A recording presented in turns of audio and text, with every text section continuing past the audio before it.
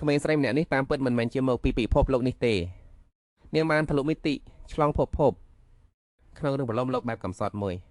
ដែលមានចំណងជើងថាតលុតនឹងស្ដាយក្រោយដែលឬតែពេលដែលខ្ញុំស្លាប់វឹកឯមួយរឿងប្រឡំលោកដែលនាងធ្លាប់បានអាននៅចិត្តមុនហើយមានអារម្មណ៍ថាហួសចិត្តខ្លាំងណាស់ព្រោះតែសាច់រឿងដ៏សែនអយុត្តិធម៌នោះនៅក្នុងសាច់រឿងដើម Cecil Flourish ដើមឡើយគឺជាកូនស្រីដែលមួយគាត់របស់អ្នកចេះមិនអាចក៏មិនសល់ចាស់ជំនះ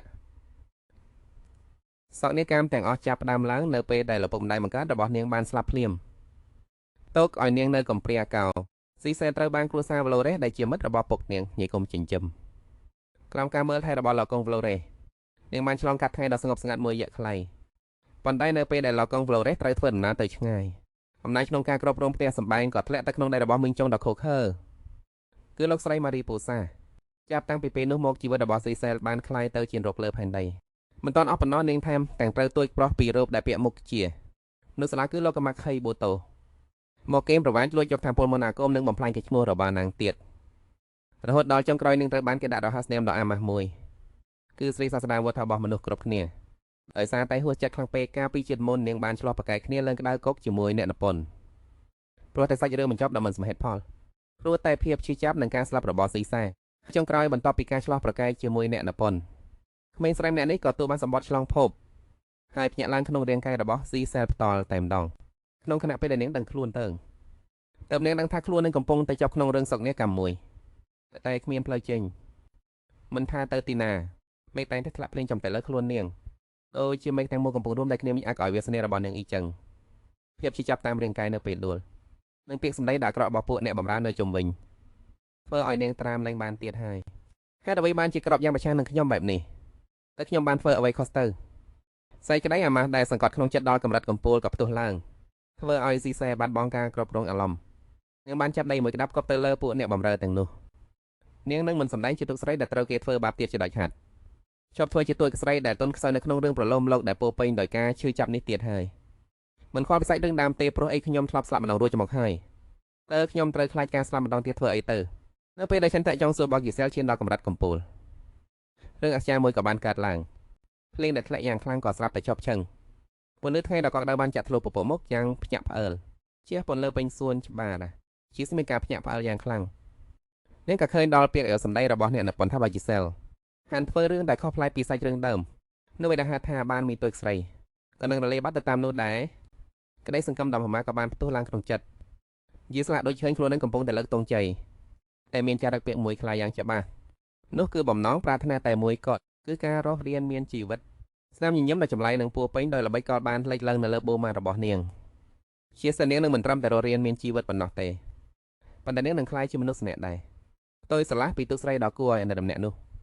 ដោយឈើក្រោមពលឺថ្ងៃដ៏ត្រជាក់ត្រចង់គីសែលក៏ក្តាប់ដែរយ៉ាងណែនមិនមែនទេចាប់ពីពេលនេះទឹកខ្ញុំសម្រេចចិត្តថាខ្ញុំនឹងធ្វើជាមនុស្សឈួតនាងនឹងធ្វើឲ្យពួកអ្នកទាំងអស់គ្នាដែលធ្លាប់ធ្វើបាបនាងត្រូវសងថ្លៃឈ្នួលយ៉ាងសែនថ្លៃផ្នែកក៏មិនឲ្យរួចខ្លួនដែរនៅក្នុងពិភពដ៏ឈួតឡប់នេះនាងនឹងក្លាយជាមនុស្សដែលឈួតជាងគេបំផុតជាមនុស្សដែលនឹងធ្វើឲ្យពួកមនុស្សឈួតដទៃទៀតខ្លាចចុះរាល់ការជិះចាប់រាល់ទឹកភ្នែកដែលនាងធ្លាប់ឆ្លងកាត់ទាំងអស់នឹងត្រូវសងត្រឡប់ទៅវិញ100ដង1000ដងហើយពាក្យប្រកាសសង្គ្រាមក៏ត្រូវបានចារឹកយ៉ាងជ្រៅក្នុងចិត្តលន់ទៅពេញផ្ទៃអាកាសចាំមើលចុះពួកអន្តរជាតិស្របពេលនោះហាញស្រីសក់ក្រហមអ្នកដែលមាននិស្ស័យកាច់ឆ្នាក៏បានបង្ហាញខ្លួនស្រែកលឡាដោយកំហឹង Cecil ប៉ុន្តែទៅវិញ Cecil គ្រាន់តែជួយច្រត់ចង្កេះយ៉ាងស្ងៀមស្ងាត់ហើយសម្លឹងមើលទៅក្រោមដោយក្រសែភ្នែកដុតជាស្រេបតួអង្គសំខាន់នៃឈុតឆាកនេះមិនមែនអ្នកណាផ្សេងឡើយគឺនាងមនុស្សដែលធ្លាប់ធ្វើបាប Cecil មិនឈប់ឈរដែលធ្វើឲ្យជីវិតរបស់នាងប្រៀបដូចជាធាននរកក្នុងលោកីនេះសួស្តីមានពេលមួយស្លេងនៅក្មេងស្រីល្ងងខ្លៅធ្លាប់បានដាក់ចិត្តដាក់កាយសរសេរសម្បត្តិដ៏ស្មោះត្រង់មួយច្បាប់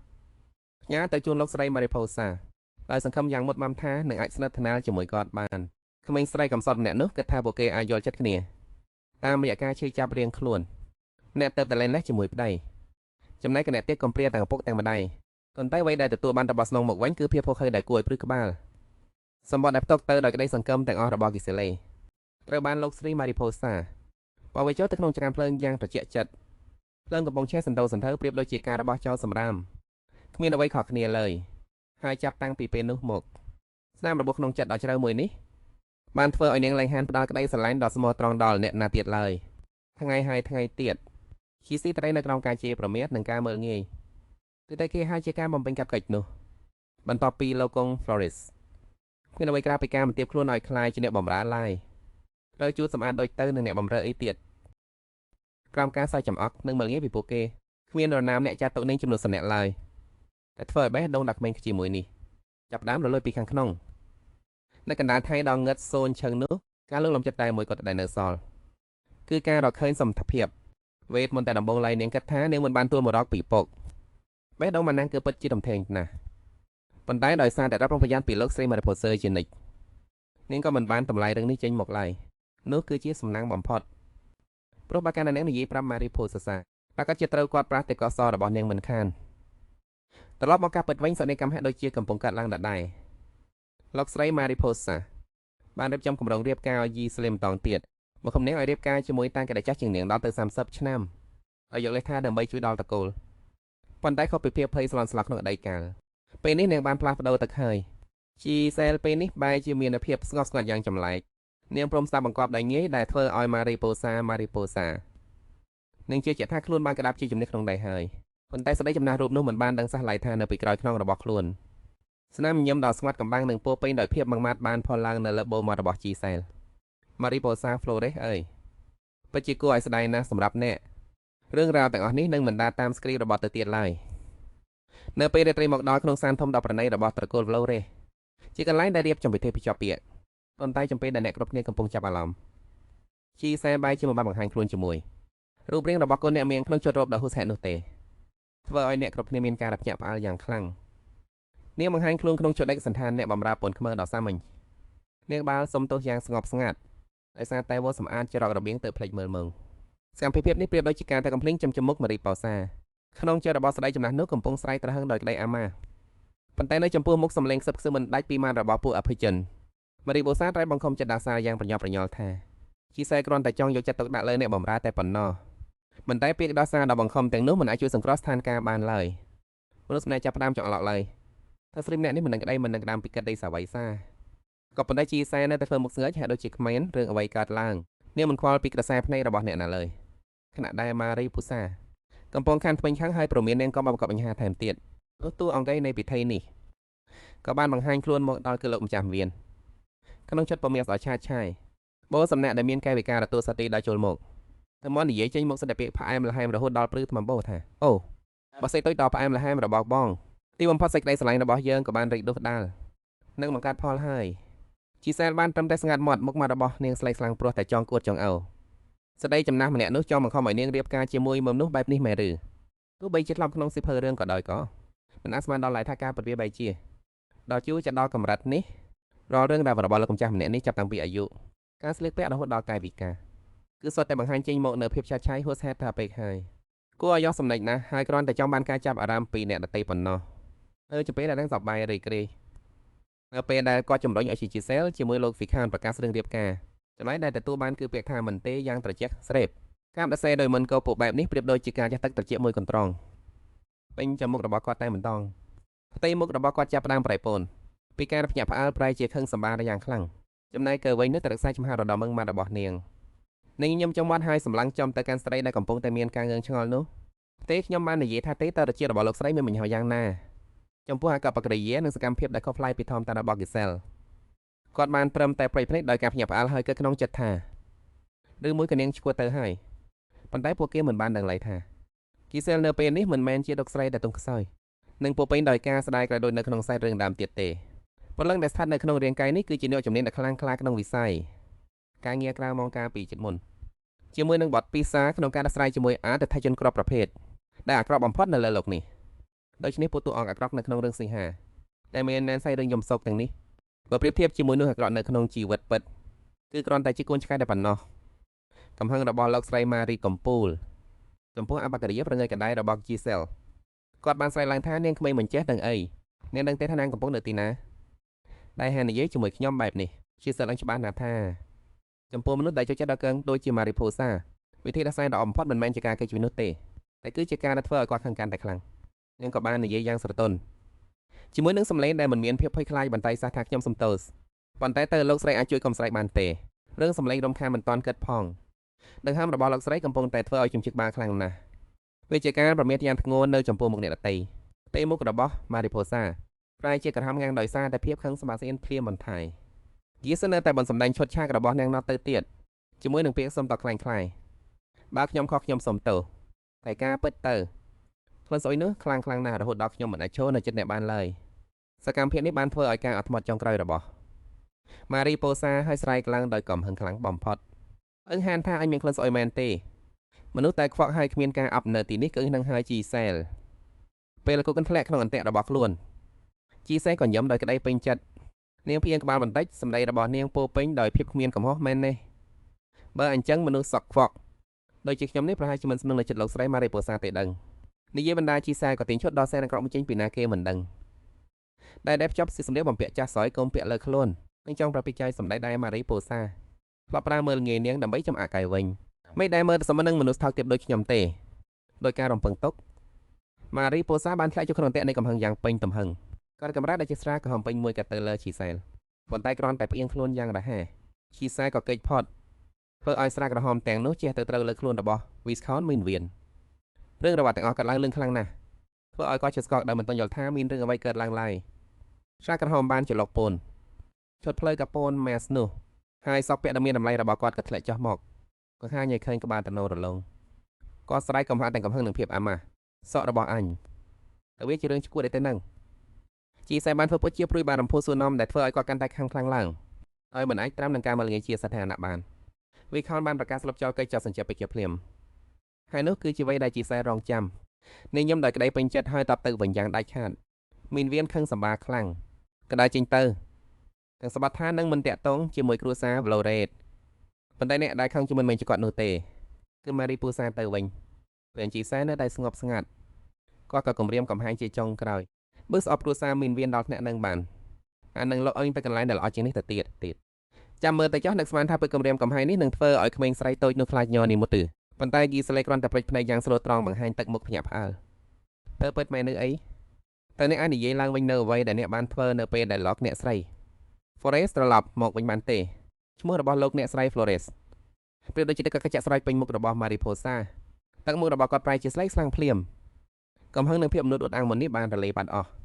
់ជំនួសមកវិញដោយភាពភ័យខ្លាចដែលមិនអាចលាក់បាំងបានព្រោះថានៅពេលត្រឡប់មកផ្ទះវិញក្រោយការលែងលេះឡាយខានតែមួយគាត់តែបងប្រុសរបស់គាត់បានដាក់មកគឺត្រូវតែចិញ្ចឹមបីបាច់គីស្លេដោយជាគូនបង្កើតរបស់ខ្លួនឯងប៉ុន្តែការពិតគាត់បានធ្វើបាបនឹងជាប្រមាថនឹងយ៉ាងដំណំត្រូវជុំចំណុចខ្សោយ Mariposa ខឹងរហូតមកឡើងក្រហមព្រឿងហើយស្រែកថាបិទមាត់ទៅលោកអ្នកស្រី Flores បានស្លាប់ទៅហើយប៉ុន្តែគីស្លេបែរជាបង្ហាញទឹកមុខយ៉ាងនោះនាងដែលយឺតរួមជាមួយស្នាមញញឹមអាចតកំបាំមួយបានលេចឡើង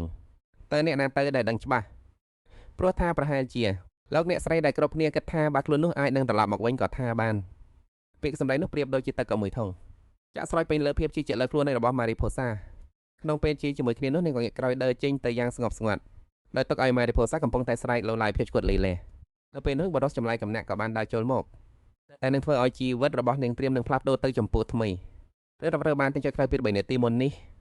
ប្រទេសសេះដល់ប្រណិតមួយកំពុងតែធ្វើដំណើរចូលមកជាសម្លេងជាងសេះដែលដេញគ្នាបានបំបែកភាពស្ងប់ស្ងាត់ពីខាងក្នុងបុស្នៈបានដើរចោះមកគាត់ពាក់ឈុតខ្មៅសុទ្ធដែលត្រូវបានកាត់ដេរយ៉ាងផ្ចិតផ្ចង់បង្ហាញឲ្យឃើញពីភាពថ្លៃថ្នូរនិងអំណាចស្ដាប់ទៅហាក់ដូចជាមានសម្លេងរំខានខ្លាំងណាស់តើផ្នែកប៉ុនក្រុមស្រួចរបស់លោកអ្នកអុកញ៉ាបានកលែកមើលទៅកាន់ភូមិក្រឹសទឹកមុខនៅតែនឹងនោះតែបង្កប់ទៅដោយភាពសង្ស័យបន្តិចបន្តួចនៅលើដៃអាវរបស់គាត់នៅមានស្នាឈាមដែលជាប្រផ្នូលនៃរឿងមិនល្អបោះសំណាក់នោះគឺជាអ្នកអូកាលីណូសនៅក្នុងចំណោមអ្នកអុកញ៉ាដ៏អស្ចារ្យទាំង8នៃចក្រភពនៅពេលដែលគាត់ដើរចូលទៅក្នុងសាលជប់លៀងបរិយាកាសស្កកភ្លាមភ្ញៀវទាំងអស់សុទ្ធតែនឹងច្បាស់ពីគេឈ្មោះនៃតកូល Kalinos នៅតំបន់ខាងជើងដ៏សាហាវដែលជាព្រំដែនប្រឈមមុខនឹងសត្វចម្លែកតកូល Kalinos ល្បីល្បាញតាំងពីយូរណាស់មកហើយខាងជំនាញផលិតអាវុធគ្រឿងវេទមន្តនិងការផ្សំថ្នាំពេទ្យប៉ុន្តែអ្វីដែលលេចធ្លោជាងគេគឺភាពពកោសួតទាកំពុងកាន់អំណាចពកោដែលគេហៅដោយរហស្សនាមថាស្រមូលក្រហមកេរ្តិ៍ឈ្មោះដ៏គួរឲ្យខ្លាចនោះធ្វើឲ្យអ្នកអនាគភ័យខ្លាចដែរប៉ុន្តែនៅពីក្រោយរូបភាពដ៏ខុសខើនោះគឺជាមនុស្សម្នាក់ដែលខុសគ្នាទាំងស្រុង VE ណែនចាប់អារម្មណ៍នឹងការសម្លាប់រង្គាលឡើយតែបែរជាមាននងចំណូលចិត្តក្នុងការស្រាវជ្រាវនិងពិសោធន៍វេទមន្ទិរវិញស្នាមឈាមនៅលើដៃអាវធ្វើឲ្យអ្នកដតីយល់ចរឡំមនុស្សខណៈដែលតាមពិតទៅគាត់ប្រៀបដូចជាអ្នកស្រឡាញ់ការសិក្សាស្រាវជ្រាវវេទមន្តច្រើនជាង មិនមែនចំណុចចម្បាំងដ៏ខុសខើនោះទេទោះបីជាយ៉ាងនេះក្តីពេជ្រចាំអារាមទាំងនោះមិនអាចរារាំងគាត់បានឡើយគាត់ត្រូវបានបង្ខំឲ្យចូលរួមក្នុងកម្មវិធីជប់លៀងសង្គមសម្រាប់គាត់នេះពិតជាទារុណកម្មខ្លាំងណាស់ព្រោះក្រៅពីការងារស្រាវជ្រាវគាត់មិនចង់ពាក់ព័ន្ធទៅនឹងរឿងអ្វីផ្សេងទៀតឡើយប៉ុន្តែតាមសម្ដីរបស់អ្នកជំនួយការកម្មវិធីជប់លៀងលើកនេះមានគោលដៅសំខាន់មួយ VEN ប្រចាំបែរទៅរកតែគូជីវិតឲ្យខ្លួននឹងឲ្យបានបន្ទាប់ពីទួលបានលិខិតមានបង្ខំឲ្យរៀបការពីខណ្ឌតកូលមកអ្នកអកញ្ញាវ័យក្មេងរូបនេះតែធ្លាប់តែចិញ្ចាននឹងក្លែងឈាមនៅលើសំភុំជាងខ្លឹមការកត់អូបនៅកន្លែងរំរៃលើកនេះគាត់មានអារម្មណ៍ច្របូកច្របល់ពិតប្រាកដមែនចំពោះមនុស្សម្នាក់សំបីតែមិនថាត្រូវចាប់ដើមនិយាយបែបណានោះទេនៅចំពោះមុខកញ្ញាថ្លៃថ្នូរម្នាក់រឿងបង្កើតគ្រួសារមិនខុសអ្វីពីបេក្ខកម្មតែមិនអាចទៅរួចនោះទេនៅតាមចករបៀងដ៏វែងអន្លាយដែលគ្របដណ្ដប់ដោយភាពពងើតគាត់ប្រាប់ខ្លួនឯងថាត្រូវតែសាកល្បងវិធីសាស្ត្រទំនាក់ទំនងដែលខ្លួនធ្លាប់បាននៅក្នុងសៀវភៅគឺការញញឹមយ៉ាងទន់ភ្លន់ប៉ុន្តែភាពទន់ភ្លន់នៅក្នុងគំនិតរបស់អ្នកដែលមិនដែលស្គាល់ភាពទន់ភ្លន់សោះនោះបែរជាខ្លាយទៅជាស្នាមញញឹមកម្រនឹងខុសតម្រង់ទៅវិញបូករួមជាមួយភ្នែកពន្ធក្រហមដោយឈាមនោះទៀតធ្វើឲ្យអ្នកបំរើដែលនៅចំពោះមុខកភ័យខ្លាយរហូតញឹកខ្លួនប្រៀបដូចជាកំពុងប្រឈមមុខនឹងវិសាចអញ្ចឹងនៅពេលដែលគាត់បញ្ជាបើកទ្វារអ្នកម្ខាងទៀតស្ទើរតែដួលសន្លប់នឹងចង់ស្រែកសុំជីវិតប៉ុន្តែចំពោះអ្នកអកញ៉ារូបនេះនោះបែរជាជោគជ័យយ៉ាងត្រចះត្រចង់ទៅវិញគាត់ជឿជាក់ថាស្នាមញញឹមមួយនោះហើយដែលអាចបញ្ចុះបញ្ចូលអ្នកដទៃបានយ៉ាងងាយស្រួលប៉ុន្តែភាពពេញចិត្តចំពោះខ្លួននៅក្នុងរយៈពេលខ្លីនោះមិនអាចលុបបំបាត់បានឡើយកង្វល់ក្នុងចិត្តនិងសម្ភារធើងរៀបការដែលធ្វើឲ្យគាត់ស្ទះផ្លូវដើរនៅក្នុងក្បាលរបស់គាត់ថែមទាំងគិតដល់រឿងរៀបការរួចហើយលែងលះគ្នាយ៉ាងរហ័សដើម្បីឲ្យបានស្ងប់ស្ងាត់ប៉ុន្តែគិតទៅវាហាក់ដូចជាមានរឿងរំខានពេកគំនិតដ៏ក្លាហានមួយបានចាប់ផ្ដើមបង្កើតឡើងហេតុអ្វីបានជាមិនរកស្រីម្នាក់ដែលមានកេរ្តិ៍ឈ្មោះមិនល្អទៅវិញគេតែឈ្មោះអាក្រក់ខ្លាំងរហូតដល់ក្រុមគ្រួសារទាំងមូលក៏ត្រូវតែខ្លាចចូលអាដើម្បីកិច្ចការរៀបការនាំកិច្ចសន្យារយៈពេលខ្លីមួយនៅពេលដែលល្ខោននេះបញ្ចប់គ្មានអ្នកណាម្នាក់ហានទៀងគាត់ឲ្យចូលក្នុងរឿងរៀបការទៀតនោះទេវាគឺជាផែនការដ៏ឆ្លាតវៃមួយប៉ុន្តែរកទោះដែលអាខ្ចោបែបនោះបានមកពីណាទៅគាត់ថែមតែងសៃតិចពេកដាក់ខ្លួនឯងព្រោះគាត់ថាមនុស្សប្រភេទនោះមិនមានពិតមែនទេសួស្ដីអ្នកទាំងនេះក្មេងស្រីម្នាក់ដែលមានសក់ពប្រាក់ដូចជាពន្លឺព្រះច័ន្ទបានដើរចូលមកដោយមិននឹកស្មានដល់ដើរឆ្លងកាត់គាត់ទៅនៅពីក្រោយនាងមានសម្លេងស្រែកដោយកំហឹងហើយឈ្មោះជីសែលប៉ុន្តែនាងមិនបានងាកក្រោយសំបីតែបន្តិចនៅវិនាទីនោះវិនទីនក៏ឈប់មួយភៀមក្រសែភ្នែករបស់គាត់ចាប់ចំនឹងរូបរាងតូចចល័ងនោះក្មេងស្រីក្នុងឈុតរ៉ូបចាស់ដែលមើលទៅមិនស៊ីគ្នានឹងពិធីជប់លៀងដ៏ហៃសូនេះបើវងមនុស្សគ្រាន់តែមើលឃើញនៅភាពគួរឲ្យអស់សំណើចនៅក្នុងខ្សែភ្នែករបស់លោកអកញ្ញានាងគឺជាបេក្ខជនដ៏ល្អឥតខ្ចោះសម្រាប់ផែនការរបស់គាត់អ្នកជំនួយការរបស់គាត់មានភាពសន់ស្លោទាំងអាណិតទាំងមិនយល់បន្តមកក៏បានរំលឹកអំពីលក្ខខណ្ឌរបស់ពួកចាស់ទុំឲ្យតែមិនខុសច្បាប់រាជវង្សនិងមិនមែនជាមនុស្សសាមធម្មតាកញ្ញាណាផ្សេងក៏បានដែរសម្ដីរំលឹកនោះហាក់ដូចជាបឹកសោឲ្យការសម្រេចចិត្តមួយភ្លាមវិញនោះលោកអកញ្ញាដែលតិចតចុំបានបញ្ជាលុបចោលរាល់ការវិភាគសង្គមទាំងអស់ទុំជាដែលមិនបានព្រៀងតុកនេះបានធ្វើឲ្យអ្នកក្រុមបង្កប់ឈើស្ងៀមមិនយល់ថាជាវាយនេះរបស់ខ្លួនកំពុងតែគិតអ្វីឲ្យប្រកាសតតចាប់ពីពេលនេះទៅគាត់មិនបានមើលឃើញក្មេងស៊ីចម្លែកនោះថាជាមនុស្សឆ្កួតឡើយប៉ុន្តែគឺជាវត្ថុសិក្សាថ្មីដែលគួរឲ្យចាប់អារម្មណ៍នៅក្នុងភ្នែករបស់គាត់បានភ្លឺឡើងនៅភាពចាប់អារម្មណ៍ដុំហើយគាត់ក៏បានបញ្ជាអ្នកក្រុមបង្កប់ត្រូវតែស៊ើបអង្កេតអសញ្ញាណរបស់នាងឲ្យបានទោះបីជាត្រូវចំណេះអ្វីក៏ដោយក្នុងពេលជាមួយគ្នានោះនៅត្រង់សួនច្បារដែលស្ងប់ស្ងាត់និងងងឹតជីសែកំពុងតែត្រេកអរនឹងជ័យជំនះរបស់នាងដោយស្ងាត់នាងទៅតែបានកែប្រែសាច់រឿងដើមយ៉ាងល្អិតខ្ចោះបើតាមសាច់រឿងដើមវិ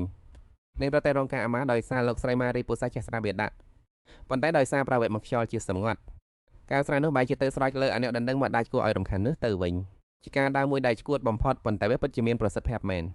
ព្រោះនាងជឿជាក់ថាចាប់ពីពេលនេះទៅគ្មានអ្នកណាម្នាក់ហានចូលទៅមកចិត្តនាងទៀតឡើយនាងញឹមយ៉ាងស្រស់ស្រាយព្រោះដណ្ដើមបានសេរីភាពបន្តិចបន្តួចមកវិញប៉ុន្តែនាងមិនដឹងទេថាសកម្មភាពនោះបែរជាធ្វើឲ្យបុគ្គលម្នាក់ដែលមានអំណាចជាងនេះចាប់អារម្មណ៍លើនាងដោយមិនព្រមចោះចាញ់នឹងវាសនាដែលគេកំណត់ឲ្យជីសែនបានរៀបចំការថ្មីសម្រាប់អាណែក៏តបភ្លាមគោលដៅរបស់នាងគ្មានអ្វីក្រៅពីការខ្លាយទៅជាមហាសិទ្ធិវេមនដ៏ខ្លាំងក្លាម្នាក់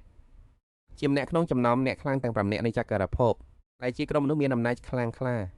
រហូតដល់ថ្នាក់ព្រះចាធិរាក៏ត្រូវតែគោរពកត់ខ្លាចមានតែការឈោនចំណុចកម្ពុជានោះទេទៅបើនាងមានសមត្ថភាពសងសឹកហើយសំខាន់ជាងនេះទៅទៀតគឺមានកម្លាំងខ្លាំងគ្រប់គ្រាន់ដើម្បីឲ្យសាច់រឿងដើមដែលត្រូវបានកំណត់ទុកចោលទោះបីជាពេលនេះនាងនឹកខ្សោយនៅឡើយក៏ដោយមើលខ្លួនក្នុងឈុតសម្លៀកបំពាក់ថ្មីរលុងហើយក៏សាច់តិចតែនៅក្នុងកែវ៉ាភ្នែករបស់នាងពោពេញដោយការតាំងចិត្តអមុតមមផែនការរបស់នាងត្រូវបានបែងចែកជាពីរដំណាក់កាលច្បាស់លាស់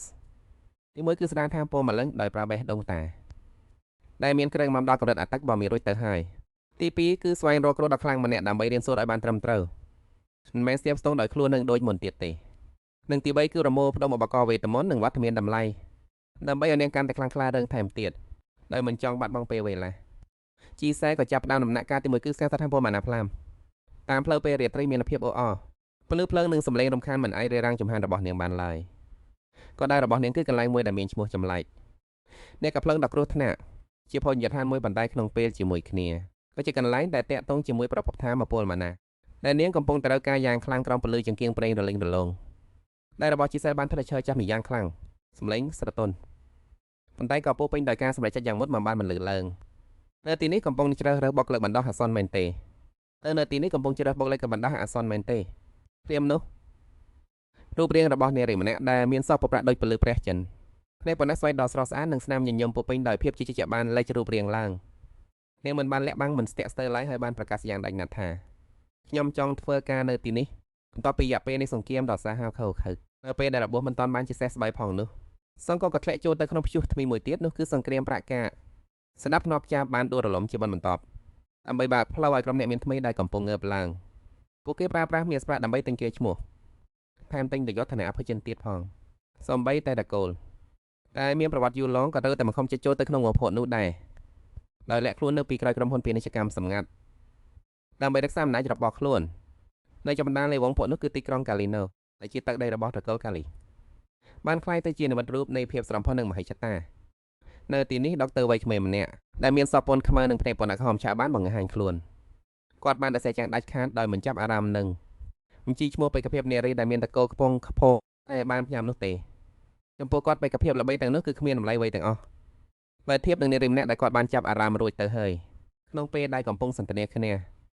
ដុកទ័ររូបនោះក៏មិនភ្លេចរំលឹកជំនួយការរបស់គាត់ថាឲ្យហៅគាត់ដោយឈ្មោះថាភីធឺសុនដែលជាអត់សញ្ញាណคล้ายៗដើម្បីងាយស្រួលក្នុងការធ្វើកម្មភាពក្នុងទីក្រុងទោះជាយ៉ាងណាក៏ដោយនៅពេលដែលពួកគេត្រៀមខ្លួននឹងបណ្ដំណើរទៀតទស្សនវិជ្ជាមិននឹកស្មានដល់មួយបានតាក់ទាញចំណាប់អារម្មណ៍របស់ពួកគេទាំងពីរភោជនីយដ្ឋានមួយកន្លែងដែលមើលទៅហាក់ដូចជាធម្មតាបែរជាមានវងមនុស្សយ៉ាងច្រើនកកកំពុងឈរតម្រង់ជួររងចាំយ៉ាងវែងអន្លាយក្នុងពេលដែលពួកគេទាំងពីរនាក់កំពុងតែឆ្ងល់ថាមានរឿងអ្វីសំឡេងសតុនមួយបានបន្លឺឡើងដែលធ្វើឲ្យពួកគេទាំងពីរភ្ញាក់ផ្អើលយ៉ាងខ្លាំងមិនមែនជាអ្នកកណាពិសាលវឡូរេសកូនស្រីរបស់តកូលអភិជនម្នាក់នេះបែរជាមកឈរនៅកណ្ដាលវងមនុស្សក្នុងឈុតសម្លៀកបំពាក់សាមញញឹមចេញនំប៉័ងដូចជាអ្នកធ្វើការធម្មតាម្នាក់ប៉ុន្តែអ្វីដែលធ្វើឲ្យគ្រប់គ្នាភ្ញាក់ផ្អើលមិនមែនគ្រាន់តែជាឋានៈរបស់នាងប៉ុណ្ណោះទេថែមទាំងជាជំនាញធ្វើម្ហូបដ៏ប៉ិនប្រសប់របស់នាងទៀតផងជាមួយនឹងភាពប៉ិនប្រសប់ដ៏អស្ចារ្យស្នាមញញឹមដ៏គួរឲ្យចាប់អារម្មណ៍មួយបានលេចឡើងថ្នមមកនៅលើបូម៉ារបស់លោកអុកញ្ញាលោកបានដឹងថាក្មេងស្រីម្នាក់នេះគឺជារឿងអាកំបាំងមួយដែលពិបាកនឹងស្មានដល់តាំងពីដើមរហូតដល់ចប់បន្ទាប់មកព្រាមពីលោកអុកញ្ញាកាលីណូសហើយនិយាយពាក្យខ្លីមួយខ្លះថាលោកត្រូវតែត្រឡប់ទៅវិញដើម្បីរៀបចំរបស់របរមួយចំនួនសកម្មភាពដ៏តក់ក្រហល់បែបនេះបានធ្វើឲ្យជំនួយការមានការងឿងឆ្ងល់យ៉ាងខ្លាំងទៅមិនមែនគោលបំណងនៃការមកទីនេះគឺដើម្បីនិយាយជាមួយនាងនោះទៅនៅក្នុងក្បាលរបស់ជំនួយការមានសំណួរជាច្រើនចាប់ផ្ដើមផលឡើងចាប់តាំងពីពេលដែលបានឃើញអ្នកនាង Florette ទឹកអុកញ៉ារបស់គាត់បានคล้ายជាមនុស្សម្នាក់ដែលប្លែកខុសពីធម្មតាលោកអុកញ៉ាក៏នៅពីមុនមកគឺជាមនុស្សដែលស្ងួតស្ងប់គិតតែពីការងារប៉ុណ្ណោះការចាប់អារម្មណ៍របស់លោកគឺពិតជាផ្ទុះឡើងខ្លាំងនៅពេលដែលរកឃើញគ្រឿងផ្សំវេទមន្តដ៏កម្រនៅពេលដែលបង្ក្រាបបានសត្វវេទមន្តដ៏ខ្លាំងក្លាឬនៅពេលដែលរកឃើញប្រធានបស្រាវជ្រាវថ្មីដែលគួរឲ្យរំភើបទោះឲ្យជារបស់តែមួយគត់ដែលអាចធ្វើឲ្យភ្នែករបស់លោកអុកញ៉ាតែត្រជាក់ទៅចំរូបនោះភ្លឺថ្លារឹងបានកាយវិការរបស់លោកនៅពេលនេះគឺដូចគ្នាទៅនឹងពេលទាំងនោះដែរសមត្ថកម្មដ៏ឈួតលីលាប៉ុន្តែបែរជាសំហេតុផលយ៉ាងខ្លាំងបានផុសឡើងក្នុងក្បាលរបស់ជំនួយការគាត់មិនជាទេប៉ុន្តែរត់តម្រុយទាំងអស់ស្ដែងបង្ហាញទៅដៅតែមួយទៅអាចទៅដូចទេលឹកណានត្រជាក់ត្រជុំដែលស្គាល់តែការស្រាវជ្រាវរបស់លោកបានធ្លាក់ក្នុងអឡងស្នេហ៍មួយរំពេចមែនឬចាប់តាំងពីការជួបគ្នាលើកដំបូងនៅពេលនេះនៅលើផ្លូវមួយដ៏ស្ងប់ស្ងាត់នៅពេលយប់តួស្រីកំពុងតែរីករាយនឹងសមិទ្ធផលរបស់ខ្លួនយ៉ាងខ្លាំងក្នុងដីកាន់10ឆ្នាំដែលទៅតែទួបាននាងមិនអាចលាក់បាំងភាពរីករាយដ៏លើសរបស់ខ្លួនបានឡើយទោះបីជាសារធាតុរាវនេះមានក្លិនស៊ុយគួរឲ្យខ្លាចតែគេប្រៀបប្រដូចទៅនឹងទឹកឡូហើយថែមទាំងអាក្រក់ជាងទឹកស្ពៃដបធម្មជាតិទៀតផងប៉ុន្តែសម្រាប់នាងនេះគឺជាការទូតអស្ចារ្យបំផុតដើម្បីទទួលបានរបស់នេះនាងត្រូវខិតតែមួយចំផែនការយ៉ាងលម្អិតប្រសិនបាននិយាយត្រឡប់ទៅវិញនាងបានយកព្រមធ្វើការនៅក្រៅម៉ោងហើយនៅភោជនីយដ្ឋានមួយដែលមានឈ្មោះថានេះក៏ភ្លើងដ៏គ្រោះថ្នាក់ដែលជាកន្លែងរកស៊ីបំផ្លូវការរបស់ត្រកូលកាលីណូសនៅទីនោះនាងបានបញ្ចេញសន្តិភាពទាំងអស់តែមានចាប់តាំងពីការលេងបាវេតមុនរហូតដល់ការសម្ដែងផ្លុំភ្លើងធ្វើឲ្យភ្ញៀវដែលមកញ៉ាំអាហារមានការភ្ញាក់ផ្អើលនិងពេញចិត្តយ៉ាងខ្លាំងការសម្ដែងដ៏ក្រើក របស់នាងបានជួយឲ្យប្រាក់ចំណូលរបស់ហាងកើនឡើងដល់ទៅ200ដងសម្បីតែនាងក៏ទូបានថ្នាំមួយ10សម្រាប់ស្ដារថាមពលម៉ាណាដើម្បីជាកណាដាប្រសងប៉ុន្តែដោយសារតែភាពជោគជ័យដែលមិននឹកស្មានដល់នេះឯងម្ចាស់ហាងបានទទួលសុំឲ្យនាងមិនធ្វើការនៅទីនោះទៀតថែមទាំងហាមដំឡើងប្រាក់ខែឲ្យទ្វេដងទៀតផងប៉ុន្តែនាងបានដើរសៃចាំងដាច់អហង្ការប្រកបរបស់នាងតាំងពីដើមមកមិនមែនជារឿងលុយកាក់នោះទេអ្វីគ្រប់យ៉ាងដែលនាងធ្វើគឺដើម្បីចូលទៅចិត្តរបស់ម្ចាស់ដែលគេបំភ្លេចចោលនៅក្នុងខ្លាំងរបស់ត្រកូលកាលីណូនោះគឺជាថ្នាំប្រភេទមួយសម្រាប់ដាក់សក្តានុពលម៉ាណាដែលគេលែងប្រើជាផលិតផលដែលបរាយជាក្នុងការឡុកហើយត្រូវបានគេបោះចោលដូចជាសម្រាមថ្នាំ10នោះដែលមានឈ្មោះថាកញ្ញាំនេះគឺជាកោដៃចុងក្រោយជាមូលហេតុទាំងអស់ដែលធ្វើឲ្យនាងខំប្រឹងប្រែងយ៉ាងនេះបន្ទាប់ពីបានសាកល្បងថ្នាំដែលទើបតែរកបាននេះ Z-Cell G មានការភ្ញាក់ផ្អើលចំពោះប្រសិទ្ធភាពដ៏អស្ចារ្យរបស់វាគ្រាន់តែជាថ្នាំដែលគេបោះចោលមួយ10សោះឡើយហើយអ្វីបានជាមានប្រសិទ្ធភាពខ្លាំងម្ល៉េះនាងក៏ចាប់ផ្ដើមមានគំនិតមួយដ៏ក្លាហាន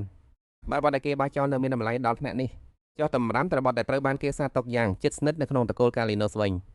ញតែជាត្រកូលវេទមន្តដ៏ល្បីល្បាញខាងភាពអត្តកំបាំងនិងភាពតឹងរ៉ឹងទៅវាមានអនុភាពខ្លាំងកម្រិតណាស់ទៅចំពោះស៊ីសែទីនោះមិនខុសវេទពិធានសុខឡើយជាកន្លែងដែលការផលិតថ្នាំពីឬការរៀនវេទមន្តគឺងាយស្រួលដូចបត់ដៃបត់ជើងប៉ុន្តែទ្វេនៃតកូលដ៏មានក្តីស្នេហ៍តែវាចូលបានងាយជ័យណាស់ទៅសំបីតែសុំចូលធ្វើជាអ្នកបម្រើក៏នាងមិនអាចធ្វើបានដែរនៅពេលដែលអស់ផ្លូវទៅមុខស៊ីសែក៏មានតែវិធីម្ចាំងគាត់គឺបន្តការដើររើរបស់មានតម្លៃរបស់នាងទៅទៀតសួស្ដីអ្នកទាំងអស់គ្នាកន្លែងចាប់តាំងពីក្នុងភោជនីយដ្ឋានរហូតដល់ក្រៅសេះនឹងបានអ្នកឈ្មោះទឹកដីរបស់កូលកាលីនោះនៅកណ្ដាលលបរិយាកាសដ៏មានមន្តស្នេហ៍មួយក្រសែភ្នែករបស់ទុយកស្រីក៏បានប៉ះជំរុបរៀងបោសម្នាក់ដែលមិនធ្លាប់ស្គាល់បោសម្នាក់ដែលមានរូបរាងលេចធ្លោខ្លាំងពេកធ្វើឲ្យនាងមិនអាចទប់អារម្មណ៍មិនឲ្យគិតក្នុងចិត្តបានឡើយហេតុអ្វីបានជាបោសម្នាក់នេះមើលទៅមុខម៉ាត់ខុនតាមម្លេះជាមួយនឹងសពខ្មៅស្និតនិងភ្នែកពណ៌ដែងឆានមើលទៅពិតជាមានអំណាចនិងមានមន្តស្នេហ៍ខ្លាំងណាស់គាត់ឡោកិនបៃที่จะเป็นแค่ตัวประกอบតែគ្មានអ្នកណាចាប់អារម្មណ៍នោះសភាគតិរបស់អ្នកដែលដឹងសាច់រឿងមុនគេបានบอกនាងថានេះគឺជាតួអង្គសំខាន់ម្នាក់ជាមិនខាននៃពលសម្នាក់នោះក៏ได้ប៉ាកทำลายความเงียบขึ้นគាត់បានแนะนำตัวថាគាត់គឺវេនទីនកាលីណូឬដែលគេក៏កាន់ทั่วไปថាជាលោកកញ្ញាកាលីណូឈ្មោះកាលីណូនេះដូចជាហ្វាផាកឡើងហ៊ូធ្វើឲ្យទូចកស្រីតចៃចន្ទខាងធឺសំណួរជាច្រើនអាមគុនឃើញទាំងអស់នោះស្រាប់តែត្រូវបានដោះស្រាយបើជាថាបុស្រូបងាមដែលធ្វើឲ្យនាងចៃសន្នចំពោះមុខនេះមិនមែនជាអ្នកណាអឿនក្លាយវេនទីនកាលីណូតួអង្គអាក្រក់សុទ្ធហួតនៅក្នុងខ្សែរឿងដើមភាពសស្សុននឹងความตื่นตระหนกរបស់នាងឡើងដល់ขีดសុទ្ធនៅពេលដែលវេទីនคุกเข่าลงต่อหน้าเธออย่างกระทันหันให้ឈ្មោះនាងចំហើយยื่នข้อเสนอขอแต่งงานที่เหลือเชื่อខ្ញុំចង់ឲ្យនាងមកเป็นภรรยาของខ្ញុំយ៉ាងហោចណាស់ក៏គ្រាន់តែជាឈ្មោះដែរប៉ុន្តែជីសែមិនអាចជួបตัวเองได้เลยនាងក៏ได้แต่ถามตะกุกตะกักเหมือนอยากจะยืนยันความจริงที่บ้าครั้งนี้សុំទោសนะคะថាព្រះយាគឺหมายถึงព្រះจริงใช่ไหมទេចំពោះความสงสัยของនាងវេនទីនក៏បានเปิดกล่องแหวนสีแดงขึ้นมาនៅខាងក្នុងนั้นมีเพชรเม็ดใหญ่ยักษ์ที่กำลังส่องประกายភ្លឺระยิบระยับใต้แสงจันทร์ទោះបីជាធឺความงามมันน่าหลงไหลของเพชรเม็ดนั้นดึงดูดใจจีสกรีบดึงสติกลับมาทันทีនាងบอกตัวเองว่าชะตากรรมของเธอคือตัวไอ้หญิงที่มีแต่เรื่องโศกเนียดดอกกรรมมันอาจมีเรื่องดีแบบนี้ตกลงมาใส่หัวง่ายหรอกสัสปีนี้เตอเตียดนายังจำได้ว่าเวนตินคือขุนนางตระกูลกาลิโนแต่เราไปลือเรื่องความโหดเหี้ยมเมื่อเห็นว่าข้อเสนอที่เหลือเชื่อทำให้นางเกิดความระแวงเวนตินจะเลิกตัดสินใจยื่นข้อเสนอใหม่เพราะเส้นบาเนื้อยอมมาเป็นภรรยาของขย่อมต่อหน้าสาธารณชนขย่อมดังใจให้เธอปีละหัมปอนเลนกะเมียสตัวเล็กดอมมหาซานี่เหมือนฟ้าผ่ากลางหูเธอเวอร์ออยจีแซบหยาบพะอายางคลั่งตู้ใบเชียตอนแรกความยิ่งทะนงในศักดิ์ศรีของเธอเริ่มก่อตัวขึ้นเนียงก็ยังปากถามเวนตินกลับไปขย่อมเมื่อแต่โดยจำนวนใดล็อกลวนดำใบลอยใดหรือเตะปันได้กรอนแต่มวยพลายปนนอหมดตำเพียบหนึ่งก่อการแต่งอระบอบเนียงก่อระเลบัตตึกโดยจีบแสงตึกมงแต่จะเสด็จดังรูปบานบัตเตอร์วิงจุ่มนู้มกวิงโดยสนามย้ำดัสรอสไลในดอกพลื้ทลาปอไปในกระไดเมตตาเนียงบ้านพลัดโดยอริยบมือโดยไปสับเดเกรรู้สรออันเจนเกเตอร์ไปเพียซาให้บ้านจะบาลายเพราะโครงใจระบอบเนียงเป็นนี้ตัวเล็กปรามปอนเลียนกับพงแต่พลื้จริงใจจริงใจบรรลุล่างโดยเจียจำเรียงดับผิวร้อนดมมวยบรรทอปีแผ่นกาตัวบ้านโจกเจียยังตระเจ้าตระจ้องหนึ่งเมียนลอยยางจานสันทักสันทับโฮโจขนมหอเปอร์ซีสันหะโดยจะลองคลุนตะขนมเพียบสระวังในเพียบเมียนบ้านแตงสรงฟ้าระบอบเนียงล่างปนกาสุกหายในเลิกโบมัดคือจีนมันรูปในเพียบเป็นจัดได้เหมือนไอจะแหลบางบ้านจำพวกปลังได้โมปีไปพบโลกสมัยมีมนุษย์มันเนี่ยได้ทลอบแต่ตราวันในชีวิตกลางเงี้ยหนึ่งลอยแกะเบิร์ดจิงจอกำลังกายจัดออกปีคลุนเตอร์เนอร์เมียนเอาไว้อัศจรรย์จึงนี่เตียดผมเพลย์เจ้าเนอร์ใบก่อนดอกสโมกสมัยผมเพลย์เจ้าปุโรได้รำคัญเสด็จเพียบนายไข่รันวัดหนึ่งชีวิตดอกสกสโลเหมือนใบฟอกไฟคือปัจจิเทียนสุกแมนสีสายบานดังท้าเพลย์เตอร์โรกาคลายจีเนอร์เมียนดอกสกสโลระบอบเนียงกุมแต่บาตัวเล็กจะเพลย์กาให้แฟนในขนมเหมือนดอกปีซาวระบอบ ដែលស្ថិតនៅក្នុងភូមិគ្រឹះកាលីនៅក្នុងរដ្ឋធានីដំណក់ថ្នាំចុងក្រោយក៏ត្រូវបានតម្លាក់ចូលក្នុងកង្វះពិសោធន៍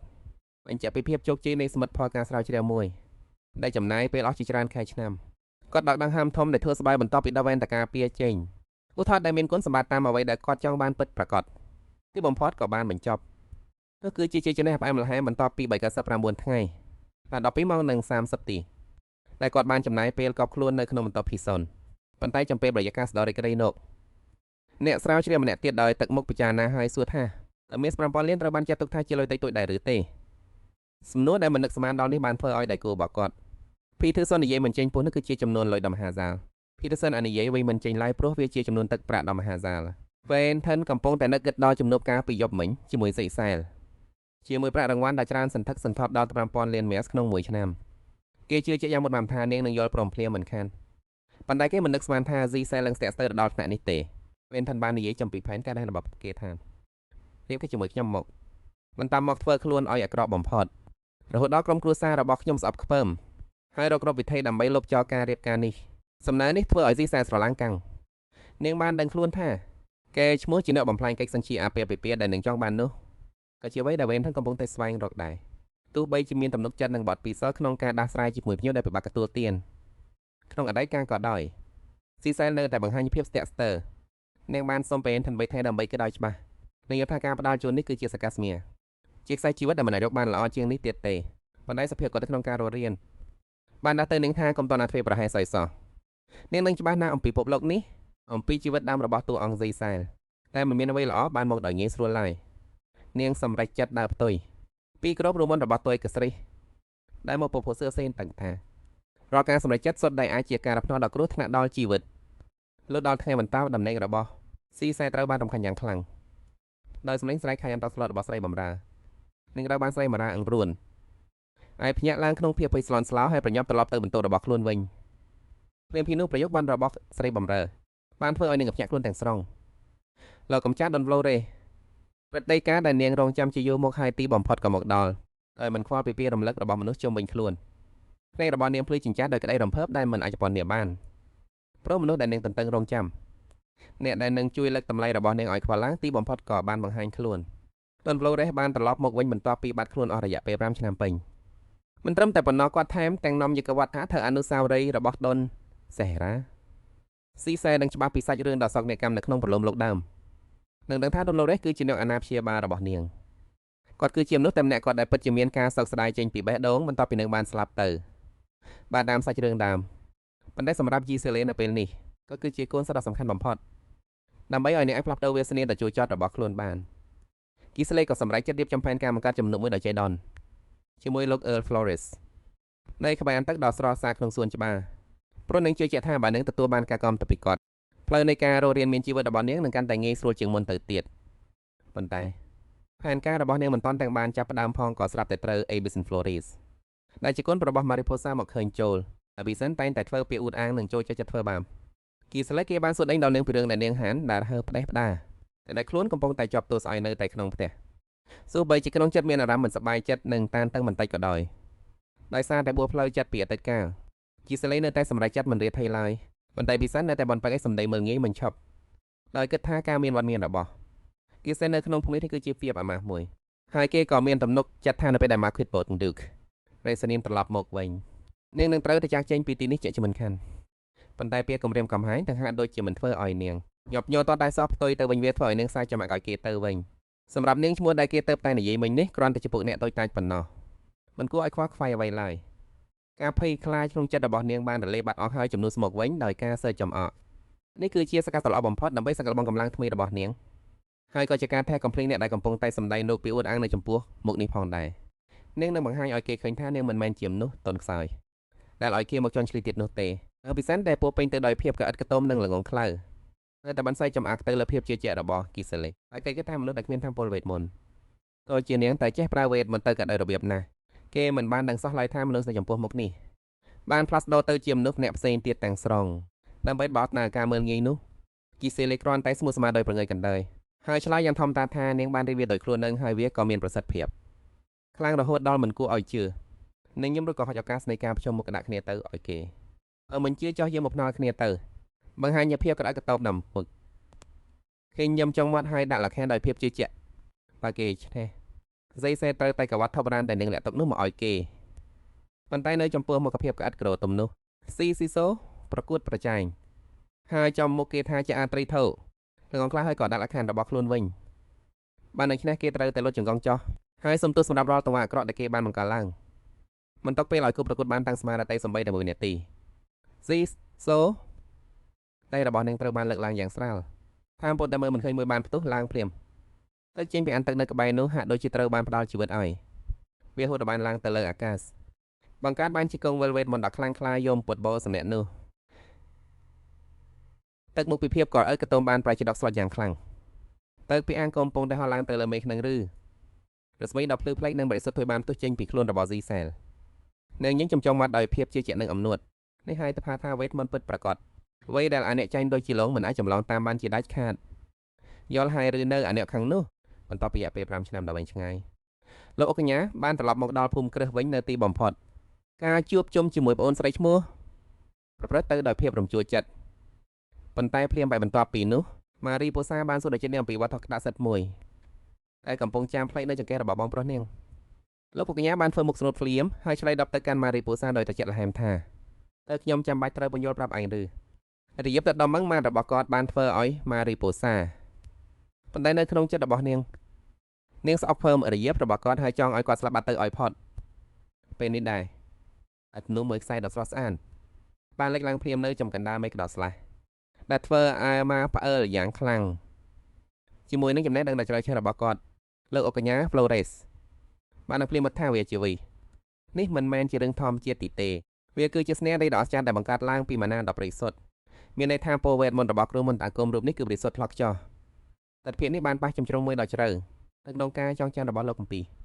ីក្មេងប្រុសសុកស្នាក់ឈរនៅក្បែរអាងទឹកដែលលើកឡើងហើយឈ្មោះដណាមអ្នកថា Flores មើលនេះចោះរឿងនេះធ្វើឲ្យលោកខ្ញុំមិនដឹងខ្លួនម៉ារីពូសានាងបានស្ដាប់ភ្លាមថានេះគឺជាស្នេហ៍របស់កូនប្រណាំងព្រោះក្នុងផ្ទះនេះតែមានអ្នកណាទៀតក្រៅពីកូននាងដែលចេះវេទមន្តប៉ុន្តែកូនប្រុសដែលម៉ារីពូសាតែមានមោទនភាពនោះពេលនេះកំពុងដួលកាប់មុខនៅលើដីអ្នកដែលឈរនៅចំពោះមុខគេគឺស៊ីសែលម៉ារីពូសាភ្ញាក់ផ្អើលដោយភាពភ័យខ្លាចហើយស្រែកហៅឈ្មោះកូនប្រុសក្នុងពេលជាមួយគ្នានោះស៊ីសែលក៏ញឹមយ៉ាងស្រទន់តែខ្ញុំត្រូវធ្វើអ្វីទៅខ្ញុំច្រឡំតែបង្កើតវាជាសន្តានុទៅហើយបានជើងចូលលុតចង្កងចោះភ្លាមទៅប៉ុន្តែអបិសាន់គេចង្អុលមកនាងហើយនិយាយពាក្យចោលប្រកាន់ថាជានាងជាស្រីបោកប្រាស់និងគ្មានភាពអៀនខ្មាស់ប៉ុន្តែការឆ្លើយដប់របស់នាងមិនមែនជាការសំទើស្នោះទេគឺជារ៉ៃញឹមដែលចំអាក់ទៅវិញបើគេមិនព្រមលុតចង្កងដោយខ្លួននឹងទេនាងនឹងជួយគេបន្តិចតាមពលវេទមន្តក៏ពន់ខៀវស្រងាត់មួយខ្សែបានហត់ទៅរឹតជើងរបស់អបិសាន់យ៉ាងណែនប្រាកម្លាំងដែលមើលមិនឃើញតែខ្លាំងក្លាដើម្បីទាញគេចុះមកក្រោមសំឡេងចង្កងប៉ានឹងថយយ៉ាងក្នុងសូដូចជាសំឡេងបាក់ស្រួយបន្មុខគឺសំឡេងស្រែធ្ងោដោយការជិះចាប់យ៉ាងខ្លាំងរបស់អបិសាន់នៅពេលឃើញទិដ្ឋភាពនេះអ្នកស្រីម៉ារីពូសាក៏រត់ទៅរកដោយភាពសស្លោតដើម្បីជួយលើកអបិសាន់ឲ្យរួចស្រែកឡើងដោយកំហឹងប៉ុន្តែនាងគ្រាន់តែឈុតនៅទីនោះដោយធ្វើជាស្លូតត្រង់ក្នុងស្ថានភាពដ៏វឹកវែងនេះម៉ារីពូសាបាននាងក៏ទៅរបងប្រុសរបស់នាងដូចជាមនុស្សដែលរកឃើញក្បួនសង្គ្រោះជីវិតនាងចង់អល់ស៊ីសែលចោលប្រកាន់ថានាងជាកូនស្រីអត្តញ្ញូប៉ុន្តែលោកពិតឈ្មោះពីនាងតតែសោះហើយផ្ដោតអារម្មណ៍ទៅលើរឿងតែមួយគត់ស៊ីសែតាកូនជាអ្នកបង្កើត Enter នោះនឹងមែនទេចំពោះសំណួរចំនេះស៊ីសែបាននៅក្បាលទទួលស្គាល់តិចម៉ារីពូសាក៏បញ្ចេញអាការមិនពេញចិត្តភ្លាមដោយគិតថាលោកម្ចាស់កំពុងតែខ្វល់ខុសរឿងព្រោះច្បាស់ណាស់ថាក្មួយប្រុសរបស់លោកកំពុងតែរងរបួសប៉ុន្តែលោកអុកញ៉ាមិនខ្វល់ពីវាបន្តិចសោះឡើយលោកបញ្យល់ថាមិនអាចកំដែលបង្កើតបានជាសន្ធើមនោះដ៏ស្រស់ស្អាតនិងភ្លឺចិញ្ចាចអស្ចារ្យដល់ថ្នាក់នេះគឺអាចធ្វើទៅបានតែអ្នកដែលមានថាមកពលវេទមន្ត10រ៉េសុតនិងខ្លាំងខ្លាបំផុតតែប៉ុណ្ណោះដោយសារតែមិនអាចទទួលយកការពិតថាស៊ីសែលមានទេពសព្ទអស្ចារ្យនេះអាប៊ីសានក៏ស្រែកឡើងដោយអស់សង្ឃឹមគេចោទថានេះគ្រាន់តែជាលុយកលបោកប្រាស់ប៉ុណ្ណោះហើយក្នុងពេលដែលកំពុងឈួតលេងនោះគេក៏ទាញរឿងអតីតកាលមកនិយាយថាដោយសារតែពាក្យកុហកបោកប្រាស់បែបនេះហើយទៅអតីតគូដណ្ដឹងរបស់ស៊ីសែបានបោះបង់នាងចោលរឿងដែលនាងត្រូវរៀបការជាមួយបរិសុទ្ធចំណាស់ដែលចាស់ជាង30ឆ្នាំក៏ត្រូវបានគេតម្លៃចេញមកដែលធ្វើឲ្យលោកអុកញ៉ាខឹងសម្បាយ៉ាងខ្លាំងលោកក៏ងាកទៅរកម៉ារីផូសាហើយពុំមានតែសម្លេងដ៏ធ្ងន់ថានាងមិនត្រូវមានសិទ្ធិរៀបចំកម្រងរាជការឲ្យស៊ីសែដោយកឹងទាជាដាច់ខាតបន្ទាប់មកលោកអុកញ៉ា Flores ក៏សម្លឹងមើលក្មេងស្រីដែលមានសក់ពោតប្រាក់នៅពីមុខហើយក្រុមជួចចិត្តនៅពេលឃើញចាស់ស្រីធំនៅក្តីបែបនេះហាក់បីដូចជាសេហេរ៉ាពាក្យចុះសម្ដីរបស់លោកអុកញ៉ាធ្វើឲ្យស៊ីសែលមានការភ្ញាក់ផ្អើលយ៉ាងខ្លាំងទៅលោពូមានន័យថាម៉េចមិនខុសទេគឺពុករបស់ក្មួយនឹងអីលោកអុកញ៉ា Flores ក៏ ก็ចាប់ផ្ដើមលោកខ្លួនចូលទៅក្នុងអនុស្សាវរីយ៍ការពីអតីតកាលដ៏រុងរឿងកាលពីក្មេងលោកនឹងឪពុករបស់ស៊ីសែលដែលមានឈ្មោះថាសហេហេរ៉ាគឺចូលចិត្តដល់ធ្វើរឿងលឡាពេញបំវេតមន្តស្ដាប់ចប់ហើយស៊ីសែលក៏សន្និដ្ឋានបានរឿងមួយដែលត្រឹមត្រូវបំផុតទោះជាពុកបង្កើតឬក៏បោះសម្នាក់នេះក៏ដោយគឺសុទ្ធតែជាមនុស្សមិនប្រក្រតីដូចគ្នាទាំងអស់ប៉ុន្តែប្រហែលជារឿងនេះវាអាចផ្ដល់ផលប្រយោជន៍ដល់នាងក៏ថាបានសិនបើគាត់ឃើញថានាងមានលក្ខណៈដូចសហេរ៉ានោះលភាពដែលគាត់នឹងក្លាយជាសម្ព័ន្ធធើរបស់នាងក៏កាន់តែខ្ពស់ក្នុងពេលជាមួយគ្នានោះលោកអកញ្ញាវឡូរ៉េក៏ស្រាប់តែដាក់វត្ថុនៅខាងសេរីរីមួយរបស់សហេរ៉ាចូលទៅក្នុងដៃរបស់នាងស៊ីសែលក្មួយគឺជាម្ចាស់ដែលសាកសមបំផុតសម្រាប់វត្ថុនេះវាដូចជាសំណាងដែលធ្លាក់ពីលើមេឃឹមអញ្ចឹងធ្វើឲ្យស៊ីសែលឆ្លងអារម្មណ៍ទាំងស្រុងនាងមិនទាន់បានធ្វើអ្វីផងស្រាប់តែទោះបានការទទួលស្គាល់ពីលោកអកញ្ញាបាត់ទៅហើយមិនត្រឹមតែប៉ុណ្ណោះលោកថែមទាំងនិយាយដោយសតុនថា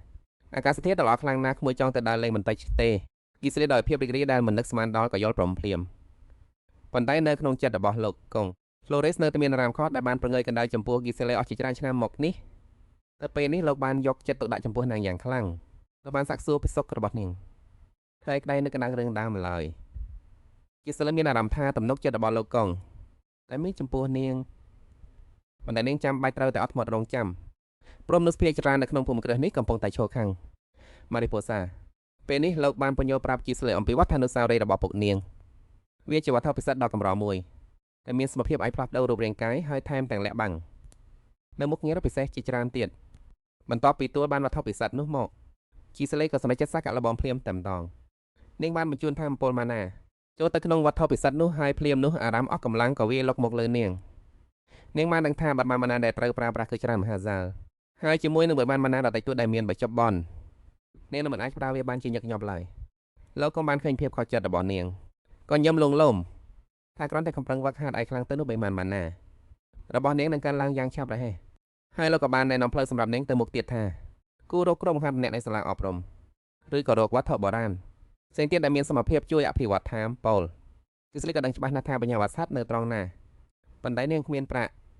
់ហើយក៏គ្មានទំនាក់ទំនងអ្វីដើម្បីធ្វើរឿងទាំងនោះបានដែរស្រាប់តែលោកកុង Flores បានផ្ដល់កំណត់មួយមកថាចាំពុករកគ្រូបង្ហាត់វេទមិនដោយកូនម្នាក់ណាគីសេលេភ្ញាក់ផ្អើលជាខ្លាំងតែដឹងថានេះគឺជាសកាសល្អមួយដើម្បីអភិវឌ្ឍខ្លួនព្រោះគ្រូបង្ហាត់វេទមន្តម្នាក់យ៉ាងហោចណាស់ក៏ត្រូវចំណាយលុយរាប់ពាន់លានមាសដែរនាងមិនបង្អង់យូរឡើយក៏យល់ព្រមភ្លាមហើយប្រាប់ថានឹងទៅជួបពួកគេឥឡូវនេះតែម្ដងបន្តមកគីស៊ីដែលជាគ្រូបង្ហាត់វេទមន្តរបស់អាពីសិនពេលឃើញមុខរបស់ហាសាននោះអ្នកដឹងតែថាគាត់គិតថាអ្នកតែជាកញ្ញាថ្លៃធ្នូម្នាក់អ្នកមិនដែលទៅរៀននៅសាលាពងតែអាចចេះដឹងរឿងវេទមន្តអីទៅជីសាលី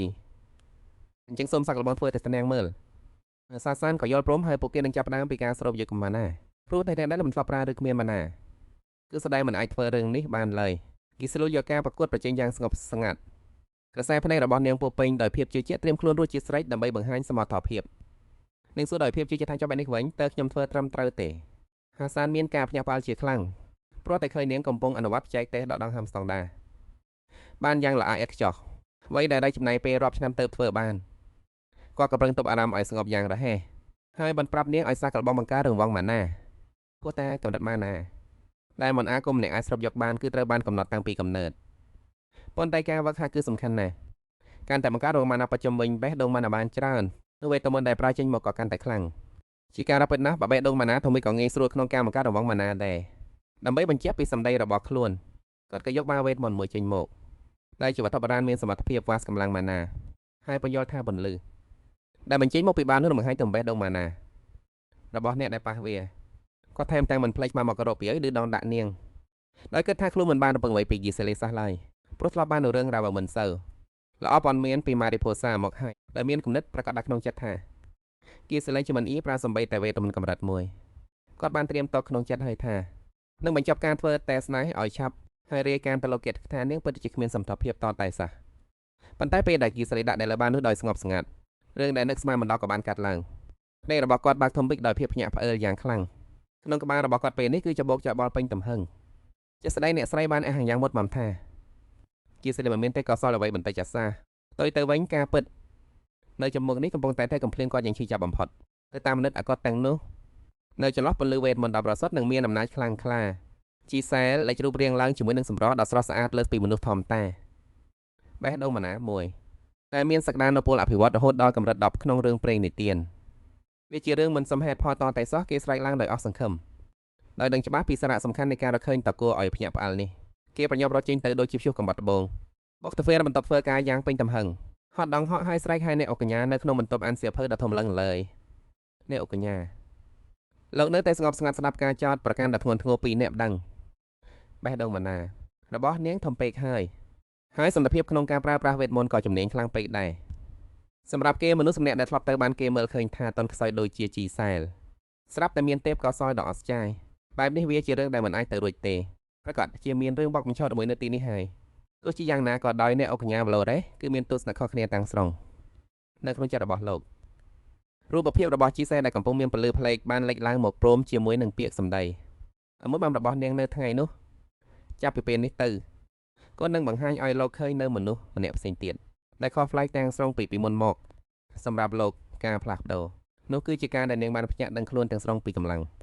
វេទមន្តរបស់នាងប៉ុន្តែអ្នកដឹងម្នាក់នោះនៅតែចំតយយ៉ាងខ្លាំងគេស្រែកឡើងដោយពោពេញទៅដោយក្តីស្អប់ភឹមមិនមែនទេកញ្ញាជីសែមិនអាចមានទេពកោសល្យខ្លាំងដល់ថ្នាក់នេះបានឡើយហើយចុងក្រោយនៅក្នុងស្ថានភាពភ័យស្លន់ស្លោគេក៏បានសន្និដ្ឋានតែមួយគត់នេះប្រហែលជាវិជ្ជាហាមឃាត់ឬក៏កាលគឺប្រើល្បិចវេទមន្តហើយគ្រាន់តែពាក្យថាវិជ្ជាហាមឃាត់ពីម៉ាត់នេះទឹកមុខរបស់អ្នកអុកញ្ញាវឡូរ៉េសក៏ត្រជាក់ស្រែកភ្លាមលោកមិនអាចអត់អន់ឲ្យបានទេចំពោះមនុស្សដែលមានផ្នត់គំនិតអាត្មានិយមនឹងចង្អៀតចង្អល់បែបនេះនៅក្នុងផ្ទះរបស់លោកបានឡើយអញត្រូវបណ្ដេញចេញពីទីនេះភ្លាមក្រុមរៀមម្នាក់នោះស្ពឹកមុខមិនអាចជឿលើអ្វីដែលខ្លួនទៅតែបាននៅនោះទេក្នុងនាមជាក្រុមរៀមម្នាក់គួរតែត្រូវផ្ដោតលើការដឹកនាំកូនសរសើរតែមានទេពកោសល្យម្នាក់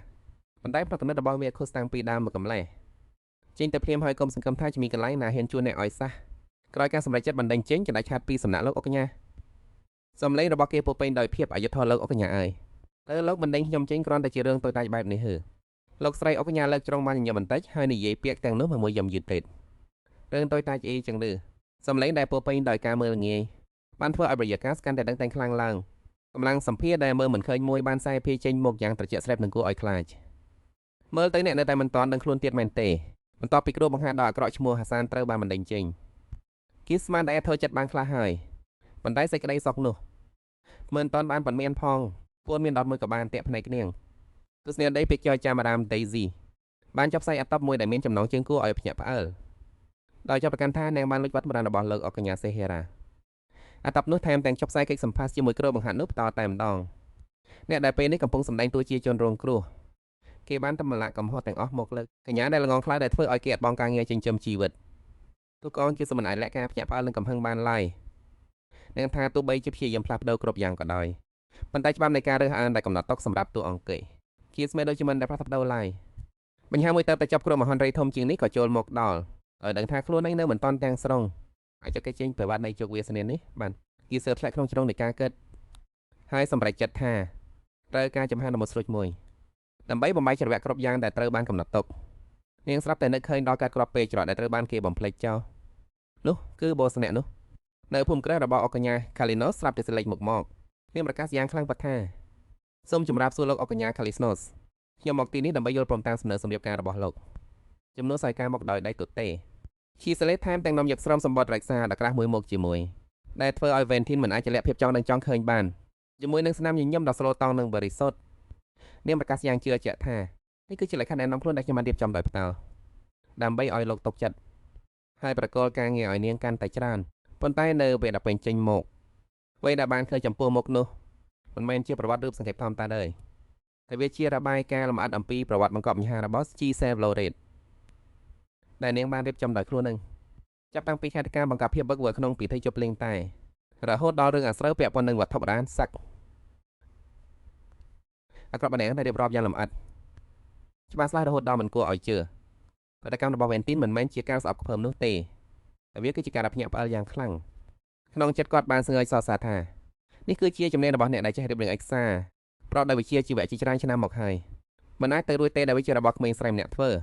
ើប៉ុន្តែការពិតគឺនាងមិនបានស្រែកឯកសារដល់ល្អិតខ្ចោះនោ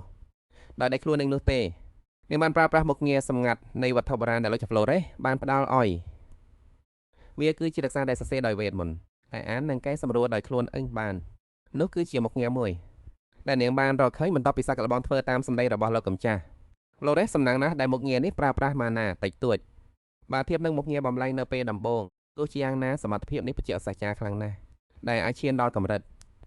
មានចំណេញបែបនេះដែលមិនចាំបាច់មានអ្នកណែនាំបូសម្នាក់នោះមើលមកជីសែតែក្តីភ្ញាក់ផ្អើលហើយសួរនាងថាតើនាងជាទីខាងភាសាយ៉ាងណាជីសែលនិយាយមិនចេញបន្តិចក្នុងចិត្តគិតថាសំណាងហើយដែរប្រហែលជាដោយសារតែគេដោយឈ្មោះខាងបង្កប់បញ្ហារបស់នាងទៅលោកអកញ្ញាបំបានសង្ស័យថាវាជាអំណាចវេទមុនឡើយបន្ទាប់មក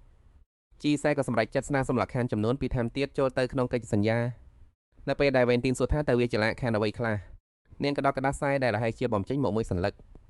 ហើយប្រកាសលក្ខខណ្ឌទី1គឺលោកត្រូវតែប្រើអំណាចរបស់ខ្លួនដើម្បីបិទចោល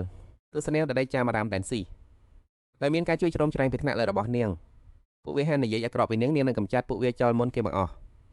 នឹងជាជាក់ធានបើសិនជាគេកុហកតែមនោះតែបន្តតាក់ទាញការចាប់អារម្មណ៍មកលើនាងវានឹងបង្កឲ្យមានការប្រែប្រួលជាមិនខាននៅក្នុងផែនការអនាគតរបស់ពួកគេវេនទីនដោយយល់ថាការកម្ចាត់ឧបសគ្គនៅចំពោះមុខគឺជារឿងត្រឹមត្រូវហើយក៏បានសួរអំពីលក្ខខណ្ឌបន្ទានស៊ីសែនមិនមកឯបងឡើយដោយចូលទៅត្រង់ចំណុចលុយកាក់តែម្ដងនាងស្នើសុំឲ្យមានការទូទាត់ប្រាក់ជាមុនព្រោះពពីសុយួរចាប់ពីការងារក្រៅមកកន្លងមកបានបង្រៀននាងឲ្យចេះរឿងមួយគឺត្រូវការក្តាប់ខ្សែចង្កូតឲ្យជាប់មុនទៅជាជំរឿសល្អបំផុតក៏ស្ពីការរំពឹងតថាគេទៅក្តីនៅព្រមចំការទទួលទាត់ភ្លាមទីនការយល់ព្រមយ៉ាងរហ័សនេះធ្វើឲ្យនាងត្រេកអរជាខ្លាំងរហូតដល់ស្ទើរតែបូតម៉ាត់ហៅគេថា boss ប៉ុន្តែបានកែសម្រួលយ៉ាងប្រញាប់ទៅជាលោកកំចាវិញនៅពេលដែលក្របបែបយ៉ាងត្រូវបានព្រមព្រៀងគ្នាជាបឋមអ្នកទាំងពីរចាប់ផ្ដើមចូលទៅក្នុងលំអិតនៃកិច្ចសន្យាវេនទីនបានតម្លាយពីគោលបំណងពិតប្រាកដរបស់គេខ្ញុំចង់ឲ្យគ្រួសារខ្ញុំមានអារម្មណ៍ថាខ្ពើមអាមនឹងអាពាហ៍ពិពាហ៍នេះដល់ថ្នាក់ពួកគេមិនហានលើកក៏ចូលវាមកិនិយាយចម្ដងទៀតឡើយក្រោយពេលស្ដាប់ឧបសម្ណាដ៏ចម្លែកនោះស៊ីសាជាលើមុំទេថែមទាំងបង្ហាញទឹកមុខពេញចិត្តជាខ្លាំងការបង្កើតចម្លោះគឺជាជំនាញឯកទេសរបស់នាងទោះជាយ៉ាងណានៅពេលដែលរៀបនឹងចោះហត្ថលេខានាងក៏បានដាក់សំណើបន្ថែមមួយទៀតគឺជាកិច្ចធានាដល់អាយុជីវិតរបស់នាងក្នុងនាមជាអ្នកបង្កចម្លោះអេជាពំនាក់វាពិតជាអាក្រក់ខ្លាំងណាស់បើត្រូវគេលួចធ្វើខេតឬស្ទាក់វាយប្រហារនៅពេលដែលនាងកំពុងតែធ្វើការងារយ៉ាងកក្រើកបែបនេះវេនទីនមិនបានបង្ហាញភាពមិនពេញចិត្តអ្វីឡើយផ្ទុយទៅវិញភ្នែកពណ៌ក្រហមរបស់គេភ្លឺផ្លេកដោយចំណាប់អារម្មណ៍លោកអ្នកអកញ្ញាបានយល់ព្រមបន្ថែមលក្ខខណ្ឌនោះចូលក្នុងកិច្ចសន្យានៅពេលទទួលបានការយល់ព្រមនាងក៏និយាយដោយសំឡេងផ្អែមល្ហែមហៅគេថាលំចាស់ព្រមទាំងសញ្ជាថានឹងធ្វើគ្រប់យ៉ាងការក្រាកឡើងតាមរបៀបដែលកប់ចិត្តបំផុតចង់បាច់រំសាត់បានគូសស្លឹកក្តារជាងស្រាលដើម្បីធ្វើឲ្យកិច្ចសន្យារវាងអ្នកទាំងពីរមានប្រសិទ្ធភាពជាផ្លូវការវេនទីនក៏បានបន្ថែមព័ត៌មានសំខាន់មួយចំនួនទៀតទោះបីជាមានងារជាអ្នកអកញ្ញាស្រីក៏ដោយនាងមិនចាំបាច់ទទួលខុសត្រូវរឿងអ្វីទាំងអស់គ្រប់កិច្ចការក្នុងតកោសុទ្ធដែលមានប្រពន្ធគ្រប់គ្រងរួចរាល់ហើយនិងអ្វីដែលសំខាន់ជាងនេះទៅទៀតអ្នកស្នងមរតកត្រូវបានគេកំណត់រួចរាល់ហើយនៅគឺជាកូនរបស់បងប្រុសដែលបានស្លាប់ទៅរឿងនេះមានន័យថាទូនាទីរបស់នាងតែគ្រាន់តែជាការបំភាន់ភ្នែកគេប៉ុណ្ណោះនិងជាអ្នកបង្កបញ្ហាមើលទៅអ្វីហាក់ដូចជាងាយស្រួលជាងដែលនាងរំពឹងទុកទៅទៀតបរិយាកាសស្រាប់តែស្ងាត់ជ្រងស៊ីសែលសួរដោយចង់ទៅកាន់វេនទីនហេតុអ្វីបានជាអ្នកត្រូវធ្វើរឿងស្មុគស្មាញដល់ថ្នាក់នេះបង្កើតកិច្ចសន្យាដ៏ស្មុគស្មាញមួយគ្រាន់តែដើម្បីកិច្ចពិការរៀបការពិតប្រាកដមែនទេវេនទីនយល់ថាដោយសារតែទំនាក់ទំនងរបស់ពួកគេមិនមែនជារឿងពិតដូច្នេះទាំងមិនមែនជាបញ្ហានោះទេការរៀបការពិតប្រាកដមួយវាជារឿងដែលមិនមានប្រសិទ្ធភាពតតែសោះបង្ខំឲ្យមនុស្សខ្ជះខ្ជាយពេលវេលាដោយឥតប្រយោជន៍ហើយថែមទាំងផ្ទុយពីសិលធម៌នៃការស្រាវជ្រាវទៀតផងហេតុផលបែបអ្នកវិជាសាស្ត្ររបស់វេនទីធ្វើឲ្យស៊ីសែលមិនអាចលក្ខការភ្ញាក់ផ្អើលបានឡើយសិលធម៌នៃការស្រាវជ្រាវអ៊ីចឹងនេះមើលទៅការរៀបការតាមកិច្ចសន្យានេះប្រហែលជានឹងគួរឲ្យចាប់អារម្មណ៍ជាងតែនាងធ្លាប់ស្រមីតកទៅទៀតវេនទីនទោះជាយ៉ាងណាក៏ដោយនៅមានឧបសគ្គចុងក្រោយមួយទៀតក្នុងការរៀបការនេះពាក្យចែងសម្ដីដែលនិយាយចេញមកភ្លាមនេះធ្វើឲ្យស៊ីសែលគាត់យឺតទុយគឹកសាមួយចេញមកប្រស្រីភ្នែកបនគាត់ហាមដូរជាឈាមបញ្ចេញនៅភាពម៉ឺងម៉ាត់ដែលបង្កប់ដោយសម្ពាធដើម្បីទទួលបានតំណែងជាអ្នកឯមេម៉ាយអ្នកអូកញ្ញាអ្នកត្រូវតែទទួលបានការអនុញ្ញាតពីមនុស្ស5នាក់នៅក្នុងបញ្ជីដែលជាសមាជិកដែលមានអំណាចបំផុតនៃក្រុមប្រឹក្សាជាន់ខ្ពស់កាលីណូដែលជាបុគ្គលមានសមិទ្ធផលដ៏អស្ចារ្យនិងមានការរួមចំណែកធំធេងបំផុតដល់វិជាស្ថានស្រាវជ្រាវអូសនៅឯកិច្ចប្រជុំដ៏សំខាន់បំផុតមួយបសដែលមានសពពនហំប្រធាអាចារ្យអាឈ្នេះកាលីណូសបានប្រកាសថាមានការនៃកិច្ចប្រជុំនេះគឺនិយាយអំពីអាពាហ៍ពិពាហ៍របស់អ្នកអុកញ៉ាមនុស្សដែលអ្នកអុកញ៉ាចង់រៀបការជាមួយនោះគឺកញ្ញា Z Salvador ឈ្មោះដែលទៅតែត្រូវបានហៅឡើងរាល់ខ្សែភ្នែកទាំងអស់សុទ្ធតែសម្លឹងទៅរកប្រធាអាចារ្យជាន់ខ្ពស់បំផុតដែលកំពុងអង្គុយលើកៅអីប្រធានកិច្ចប្រជុំ Hennessy Kalinos ប្រធានក្រុមប្រឹក្សាមេដឹក Ennis សូមរាយការណ៍អំពីស្ថានភាពបន្ទាត់លើកម្ចាស់ឥឡូវនេះមានសមាជិកក្រុមប្រឹក្សា5នាក់បានបោះឆ្នោតគ្រប់ទៅហើយយើងត្រូវការតែមួយសន្លឹកទៀតប៉ុណ្ណោះដើម្បីទទួលបានសម្លេងភាគច្រើនពីសម្ដីមិនតាន់ទាំង10ពីម៉ាត់ផងលោក Hennessy បានបោះឆ្នោតចំទាស់ភ្លាមមនុស្ស ការพูดរបស់គាត់ក៏នាំគ្នាស្រែកចំទាស់តាមក្រោយបង្ហាញពីការប្រឆាំងយ៉ាងដាច់អហង្ការមេដឹកនាំម្នាក់ខាងបកហានីសបានហិចកសាយ៉ាងខ្លាំងលើតនាមម្នាក់នេះមានរឿងអាស្រ័យពេញខ្លួនតែតែជាចំណុចកណ្ដាលនៃរាល់ការជជែកវែកញែកមនុស្សបែបហ្នឹងតែធ្វើដោយចំណេញទើបអាចខ្លាយជាស្រឹមចាស់ផ្ទះនៃនគរកាលីណូសនៅកណ្ដាលការជជែកដេញដល់ដែលហាក់ដូចជាគ្មានទីបញ្ចប់នោះមេដឹកនាំធំក៏និយាយកាត់យ៉ាងម៉ឺងម៉ាត់ប្រាប់ឲ្យគ្រប់គ្នានៅស្ងៀមក៏ក្នុងចិត្តតាស្ថានភាពពេលនេះពិតជាតច្រកមែនទោះបីជាមេដឹកនាំទីចង់យកចិត្តលោកអុកញ្ញាទើបនាំគ្នាបោះឆ្នោតគាំទ្រក៏ដោយប៉ុន្តែគ្រាន់តែខ្វះតែមួយសន្លឹកចុងក្រោយនេះការរៀបការនេះនឹងមិនអាចឆ្លងកាត់បានឡើយខ្សែគំនិតរបស់គាត់ស្រាប់តែត្រូវបានកាត់ផ្ដាច់ដោយសម្លេងអ្វីមួយតិចនៅមន់បង្អួចគាត់ក៏ក្លែកភ្នែកមើលទៅសពណាសតធួយក្បាលមកកងដូចជាដុំសំតេកកំពុងតនៅទីនោះក្បាលផ្អៀងមើលចូលមកខាងក្នុងមួយការបកស្រាយគាត់ក៏ក្រោកឈរឡើងភ្លាមបាក់ហើយប្រកាសយ៉ាងខ្លាំងថាកិច្ចប្រជុំថ្ងៃនេះចប់ត្រឹមនេះបន្ទាប់មកក៏ដើរចេញទៅដោយទុកឲ្យអ្នកនៅក្នុងបន្ទប់ប្រជុំទាំងមូលមានការងឿងឆ្ងល់និងមិនយល់ពីអ្វីដែលកើតឡើងមេដឹកនាំហេសេដើរយ៉ាងអង្អាចលើកក្បឿងរាដល់ភ្លឺចាំងចាំងសម្បត្តិមួយច្បាប់ត្រូវបានបញ្ជូនមកដល់ដោយមានសារសេរថាផ្ញើជូនអ្នកផ្ញើអនាមិករបស់យើងនៅខាងក្នុងគឺជាសេចក្តីជូនដំណឹងពីសិភៅដែលពួកគេបានទទួលផ្ញើឡុកតែមានចំណងជើងវែងអន្លាយការប្រមភ័យចិននិងសិលធរគ្រីស្ទប្រិស័ទសិលធរនិងសង្គមបាក់តូលេព្រមទាំងសត្រូវរបស់វាផ្ចាប់មួយនោះគឺជារបាយការណ៍ឡុកនៃភាគទី1ព្រមជាមួយប្រាក់មួយការប្រាក់ជាថ្លៃកម្រៃជើងសារសម្រាប់សៀវភៅមួយក្បាលចុងក្រោយនេះលោកនេះក៏លែងធ្វើជាតឹងរឹងទៀតហើយបន្ទាប់ពីការរងចាំយ៉ាងយូរអង្វែងអស់ជាច្រើនថ្ងៃខែនៅទីបំផុតក៏ទៅបានដឹងពីហាងឡុកសៀវផាហៅសារមួយដែលគាត់តែងតែប្រាថ្នាចង់បានសៀវភៅរបស់ខ្ញុំនៅទីបំផុតក៏ឡុកដាច់មែនហើយភាពត្រេកអរខ្លាំងពេកបានជំរុញឲ្យគាត់ប្រញាប់ប្រញាល់ធ្វើដំណើរយ៉ាងលឿនទៅកាន់ហាងឡុកសៀវភៅដោយអារម្មណ៍រីករាយជាខ្លាំងដោយសង្ឃឹមថានឹងទទួលបានទិដ្ឋផលពីការខិតខំប្រឹងប្រែងរបស់ខ្លួនប៉ុន្តែផ្ទុយស្រឡះពីអ្វីដែលគាត់បានស្រមៃទុកក្នុងចិត្តការពិតទៅដល់ខុសហើយហាងបានវាប្រហារយ៉ាងដណ្ដុំទៅលើស្មារតីរបស់គាត់បុគ្គលិកវ័យក្មេងម្នាក់តែមានទឹកមកហត់នឿយនិងមិនសូវជាអត់ធ្មត់ប៉ុន្មានទេបានប្រាប់គាត់ថាសៀវភៅទាំងអស់របស់គាត់គឺជាត្រូវគេទៅកំទេចចោលហើយព្រោះតែមិនអាចចលោចេញបានសោះអ្នកប្រពន្ធចាស់រូបនេះក៏ស្រឡាំងកាំងជួយស្ងៀមថ្មឹងនៅនឹងកន្លែងមិនអាចជាអ្វីដែលខ្លួនទៅតែបាននៅហើយដូចជាចង់ចាក់បលថែមលើមុខរបួសក្នុងចិត្តកម្មបាត់ចុងក្រោយត្រូវបានចាក់បន្ថែមដោយគំនិតដែលខើរបស់បុគ្គលិករូបនោះតែនៅមិនដឹងសោះថាខ្លួនកំពុងតែឈរនៅចំពោះមុខអ្នកនពន្ធនៃសៀវភៅដ៏អន់ថយដែលឡុកបានតែមួយក្បាលគាត់នោះដែលខ្លួនកំពុងតែមើលងាយបន្ទាប់ពីពាក្យឯសម្ដីដែលចាក់ដល់ពីបុគ្គលិកហាងលោកតា Handness ហាក់ដូចជាស្លាប់ទាំងរស់ស្នាដៃដែលគាត់កំប្រឹងប្រែងពេញមួយជីវិតត្រូវបានគេហៅយ៉ាងចំថាជារឿងដ៏អន់ថយកំហឹងនិងភាពអស់សង្ឃឹមបានផ្ទុះឡើងក្នុងចិត្តគាត់មិនអាចទទួលយកការប្រមែននេះបានឡើយប៉ុន្តែនៅពេលនោះក៏មានមនុស្សម្នាក់រកភើរបស់គាត់ឡើងជាមួយនឹងស្នាមញញឹមដ៏ស្រស់ស្រាយហើយសរសើរពីស្នាដៃរបស់គាត់ថាគួរឲ្យចាប់អារម្មណ៍ពាក្យខៀវសរសើរដ៏ស្មោះត្រង់នោះប្រៀបដូចជាទឹកដ៏ត្រជាក់ជុំបានប្រឡប់ភ្លើងកំហឹងនៅក្នុងចិត្តរបស់លោកតាតែគាត់មានអារម្មណ៍ភ្ញាក់ផ្អើលលេឡំជាមួយនឹងភាពច្របូកច្របល់ដោយដឹងថានេះជាលើកដំបូងដែលមានអ្នកទទួលស្គាល់តម្លៃនៃស្នាដៃរបស់គាត់មិនមែនដោយសារតែឋានៈប៉ុន្តែគឺដោយសារតែខ្លឹមសារនៃសៀវភៅនោះពិតប្រាកដមែនប៉ុន្តែគាត់ណាដឹងថាទាំងអស់នេះគ្រាន់តែជាពេនការរបស់នាងប៉ុណ្ណោះយើងទៅតាមអ្វីដែលជាសិលលោកតាដែលមានឋានៈផងខ្ពស់រូបនេះបានលាក់អាតាំងបាំងដែលនឹកស្មានមិនដល់មួយគឺជាអត្តកំបាំងនៃការលាក់បាំងអត្តសញ្ញាណនិងការចងខ្លាយជាអ្នកនិពន្ធសៀវភៅអភិវឌ្ឍខ្លួននឹងស្នាដៃឡុកដាច់បំផុតព្រោះតែគាត់យល់ថាវាពិតជារយខ្លាំងណាស់ប៉ុន្តែបន្ទាប់ពីការលះបង់ពេលវេលាយូរអង្វែងជាមួយនឹងមហិច្ឆតានៃការសរសេររបស់គាត់ស្នាដៃរបស់អ្នកអាចារ្យ Tom Hennessy បែរជាមិនទទួលបានការគាំទ្រដូចអ្វីដែលគាត់បានរំពឹងទុកឡើយផ្ទុយទៅវិញពីគេរិះគន់ដែលចាក់ដោតបានចាក់សម្តាប់ចូលមកជាបនបន្ទាប់រួមជាមួយនឹងប្រាក់ចំណូលដ៏អន់ថយតែស្ទើរតែស្មើនឹងសូន្យទៅហើយវាបានវាយប្រហារយ៉ាងខ្លាំងទៅលើសេចក្តីថ្លៃថ្នូររបស់គាត់ស្មារតីដែលធ្លាប់តែរឹងមាំពេលនេះបានប្រឆាំងឲ្យបែកបាក់ខ្ទេចទៀតអស់ទៅហើយនៅក្នុងគ្រានៃការដួលរលំនិងអស់សង្ឃឹមដល់កម្រិតបំផុតគាត់មិនអាចទប់អារម្មណ៍បានក៏ស្រែកឡើងនៅកណ្ដាលវងមនុស្សប្រកាសប្រាប់រាប់គ្នាពីអត្តសញ្ញាណពិតរបស់ខ្លួនថាគាត់នេះហើយគឺជាអ្នកនិពន្ធនៃសៀវភៅនេះឈ្មោះសម្លេងរបស់អ្នកចាស់ទុំដ៏មានអំណាចម្នាក់នេះបានធ្វើឲ្យសៀវភៅដែលបរាជ័យរបស់គាត់ក្លាយជាស្នេហ៍ដែលលត់ដាច់ទៅវិញប៉ុន្តែសេចក្តីរីករាយនោះមិនបានយូរអង្វែងឡើយមនុស្សម្នាក់ដែលទិញសៀវភៅគឺដោយសារតែចង់ដឹងពីប្រវត្តិរបស់អ្នកនិពន្ធតែប៉ុណ្ណោះមិនមែនមកពីខ្លឹមសារនៅក្នុងនោះទេសម្លេងសັບខ្សៀវការរីកគុណធ្វើជាស្នេហ៍ដ៏គួរឲ្យធុញទ្រាន់ដែលអានទៅងុយដេក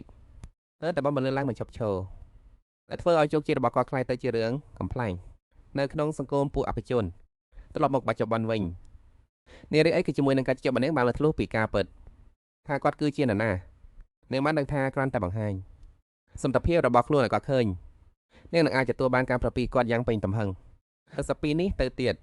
ប្រសិនបើអាចតាក់ទាញគាត់ឲ្យមកនៅខាងខ្លួនបានតាំងពីពេលនេះ អ្នកនឹងមានក្នុងមួយឯដល់រឹងមាំនៅយូរអង្វែងជាទីពឹងដ៏មានអំណាចទោះបីជាក្រោយពេលរៀបការរួចក៏ដោ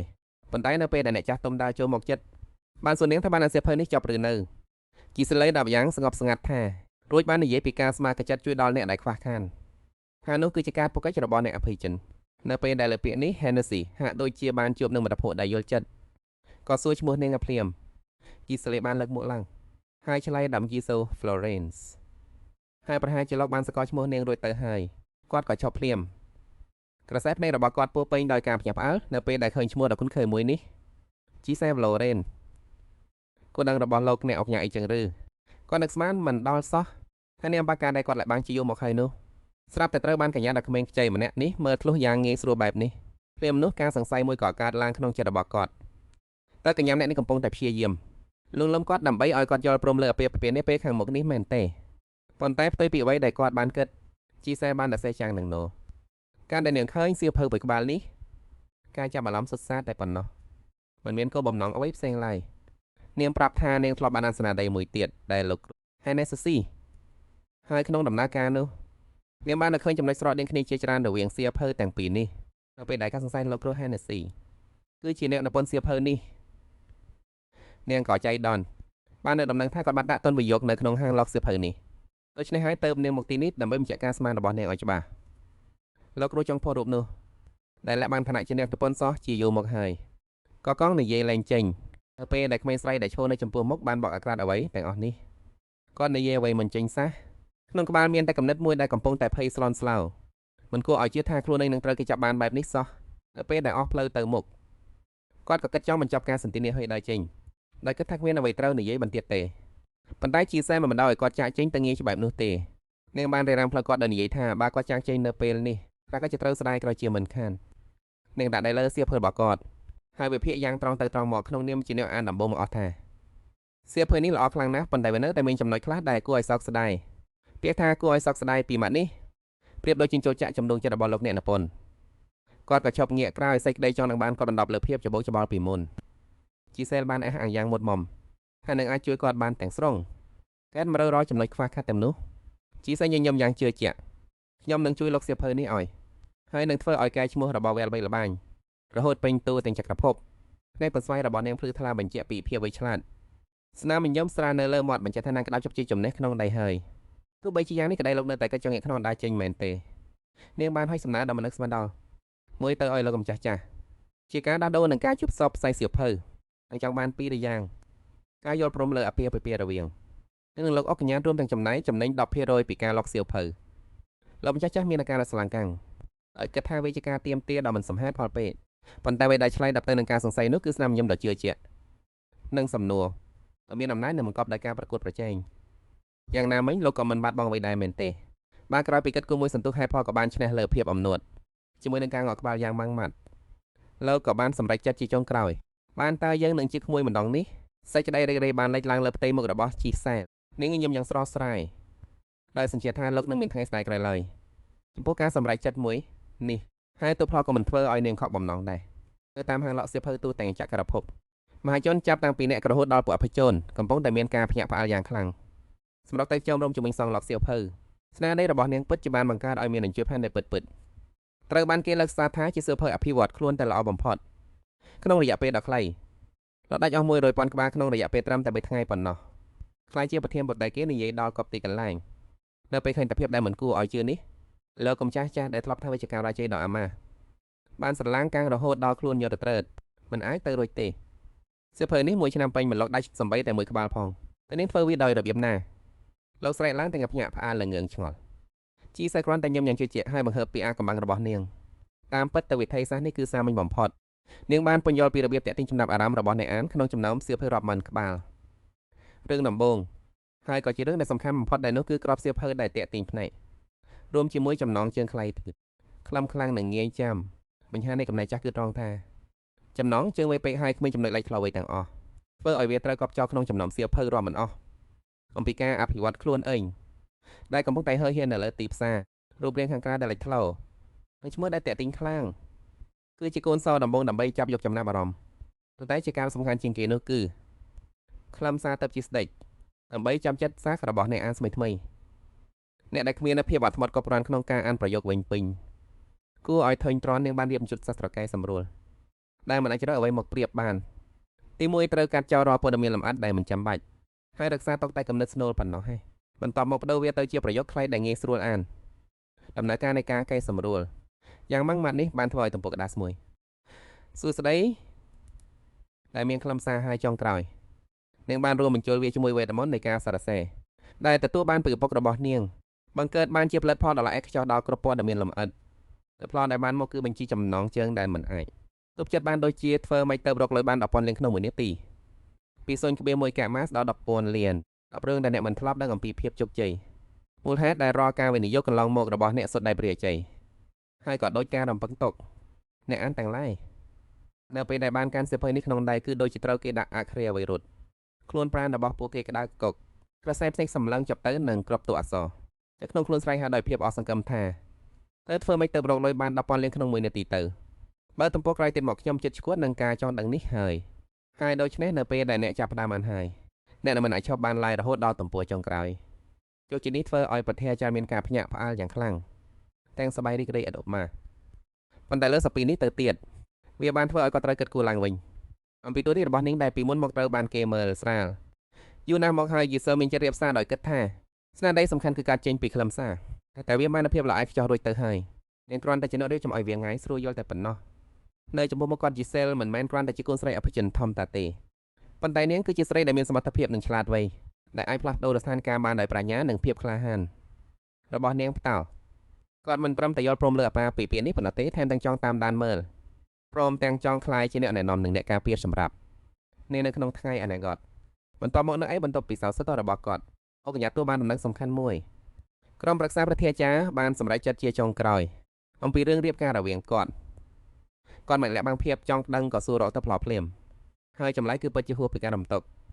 ឧបសគ្គដ៏ធំបំផុតគឺប្រធាអាចារ្យជាន់ខ្ពស់ Hennessy តែពីមុនមកធ្លាប់តែចំទាស់នឹងអបាពិពាននេះយ៉ាងខ្លាំងលើនេះបែរជាបោះឆ្នោតយល់ព្រមយ៉ាងមិននឹកស្មានដល់ដោយសារតែការផ្លាស់ប្ដូរចិត្ត180ដឺក្រេនេះហើយទើបពាក្យរបស់ពួកគេត្រូវបានយល់ព្រមជាផ្លូវការពួកកញ្ញាបង្ហាញស្នាមញញឹមតែពេញចិត្តកោតសរសើរនឹងមានមោទនភាពជាខ្លាំងនៅពេលដែលក្មេងស្រីម្នាក់នោះ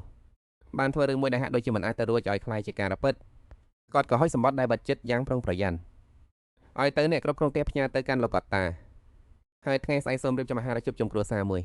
ចុងក្រោយនៅកណ្ដាលទេសភាពដ៏អស្ចារ្យស្នាមញញឹមដែលមុនមិនបានលេចឡើងនៅលើមាត់របស់អូកញ្ញា